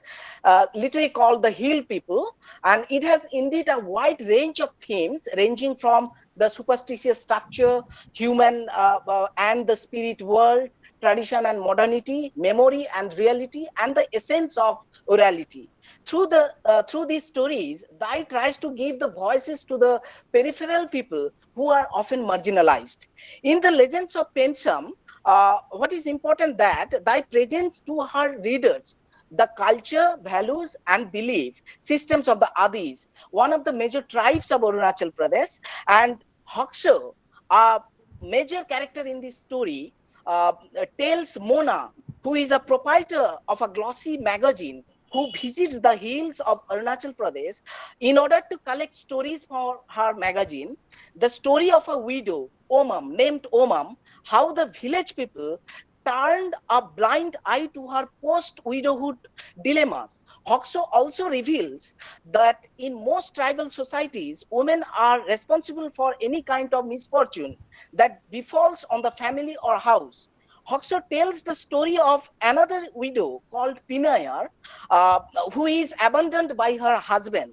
But instead of availing justice to her, Pinayar is blamed for her misfortune.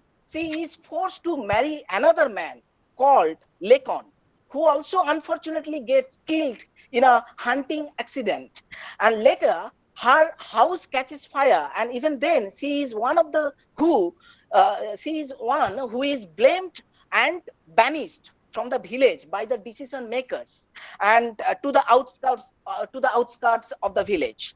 In such a society, the marginalized women remain voiceless without any agency. So Pinayar expresses her plight in the words I quote from this particular text: "It seems my destiny is cursed." And now I go to I shift to the another novel, Stupid Cupid, where Dai represents another type of tribal Northeast women in her fiction, women who are more independent and do not like to follow the structure of prescribed society, structure prescribed by society. And migration to the cities is an more independent, to the cities is an empowering factor to these. Sabyasachi, you have just crossed the limit. Okay, okay. Time is over. 1 minute, just sum it up. Okay. Okay. So Within 1 what minute. is important that Mamang Dai's fictions allow us to contrasting images of women, village women and city women. And city women are assertive, very progressive, whereas village women are simple and submissive. And what is important that in Stupid Cupid, that deals with an attempt to the protagonist Adna and other women characters like Maref and Jia, who leave their native places to achieve freedom and independence in the city of Delhi. The novel opens up a new world where the women who have the full freedom to live their life by their choice, encountering numerous challenges in a metropolis, a miniature of Western society. This again brings the home the fact that outside patriarchal domination, the woman may face a new types of threats and challenges. So, thus, through these women characters, Mamang Dai here voices out the unique experiences of Northeastern women who are discriminated, exploited, and treated as foreigners in their own country. Thank you, sir.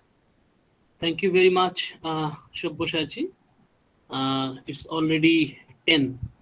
The idea is that we all remember the proverb that is pain is mightier than the sword. So obviously, Mamang Dai, not only that she's marginal, that she's a woman. Okay, how she rouses the confidence in the women of her region to, of course, fight and also resist when there is oppression in very many forms, of course. And of course, she's a very powerful woman, we all know. So thank you for your presentation. So Shomit, is there any other presenter? Okay. No, next. So since already it is crossed 10, at best we can receive 2 questions, at best, okay, from the audience. So I would request, Showman, is there any question in the inbox? No, sir. I didn't see any, actually. Okay. So I must thank all the paper presenters. Of course, you have to finish your paper within short time.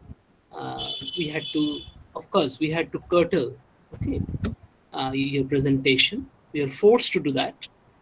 But all the papers that we have presented in this session are good. They have strong theoretical framework, and the way you analyze the text again is fascinating. I was listening to your presentations. So this is how we should proceed. In most cases, of course, you are young researchers. Some of them, of course, are college professors. The idea is that not only to just give a kind of theoretical understanding, how to apply that theory to the reading of a certain text that you have shown through your presentation. So I must congratulate all of you from the depth of my being that you have done so well. And of course, I must also thank the organizers of this webinar. Particularly, it is now 10, and of course, with erect spine, you sit still in your chair, and of course, I understand the stamina, and of course, and I appreciate it. Yeah. So, if you have any concluding word, of course, the organizers, you can articulate it before we conclude this session. Thank you, sir. Thank you very much for your insightful comments on each and every paper and the concluding judgment. So we are very grateful to you, sir, to have you among us, and hope we will get you like this way. So now, thank you, sir. So we are at the end of the sessions. We have spent a lot more times, so we apologize for our part. But sometimes it happens that we have to extend our time, and we are very thankful to all of you because you very patiently cooperated with us. So now, may I request Mr. Shomen Jana, Assistant Professor and Head, Department of English, Subarnarekha Mahavidyalaya, to give vote of thanks. So over to Shomen Jana. Thank you so much, Sanjoyda. Am I audible? Yeah. Yes. Okay. It is already 10 past, so I won't take much. Myself, Somen Jana, Assistant Professor and Head, Department of English, Subarnarekha Mahavidyalaya. I really feel so honored and privileged to get this opportunity to propose a vote of thanks on behalf of the organizing team on this international webinar on space, place, and topography, Geographical Imaginations in Indian Writings in English. That is organized by the Department of English and IQAC, Seva Bharati Mahavidyalaya, in collaboration with the Department of English and IQAC, Subarnarekha Mahavidyalaya. Today is the first day of this virtual conference, and the way the things ensued so far, we can say that this has been a wonderful first day where we got to listen to our distinguished resource person, Professor Robert T. Talley Jr. It has been an experience, quite an experience. In the technical session chaired by my teacher, Professor Joyjit Ghosh, or as we dearly call him, our JG sir, we have had some wonderful presentations, insightful exchanges, and I hope the listener participants have benefited greatly.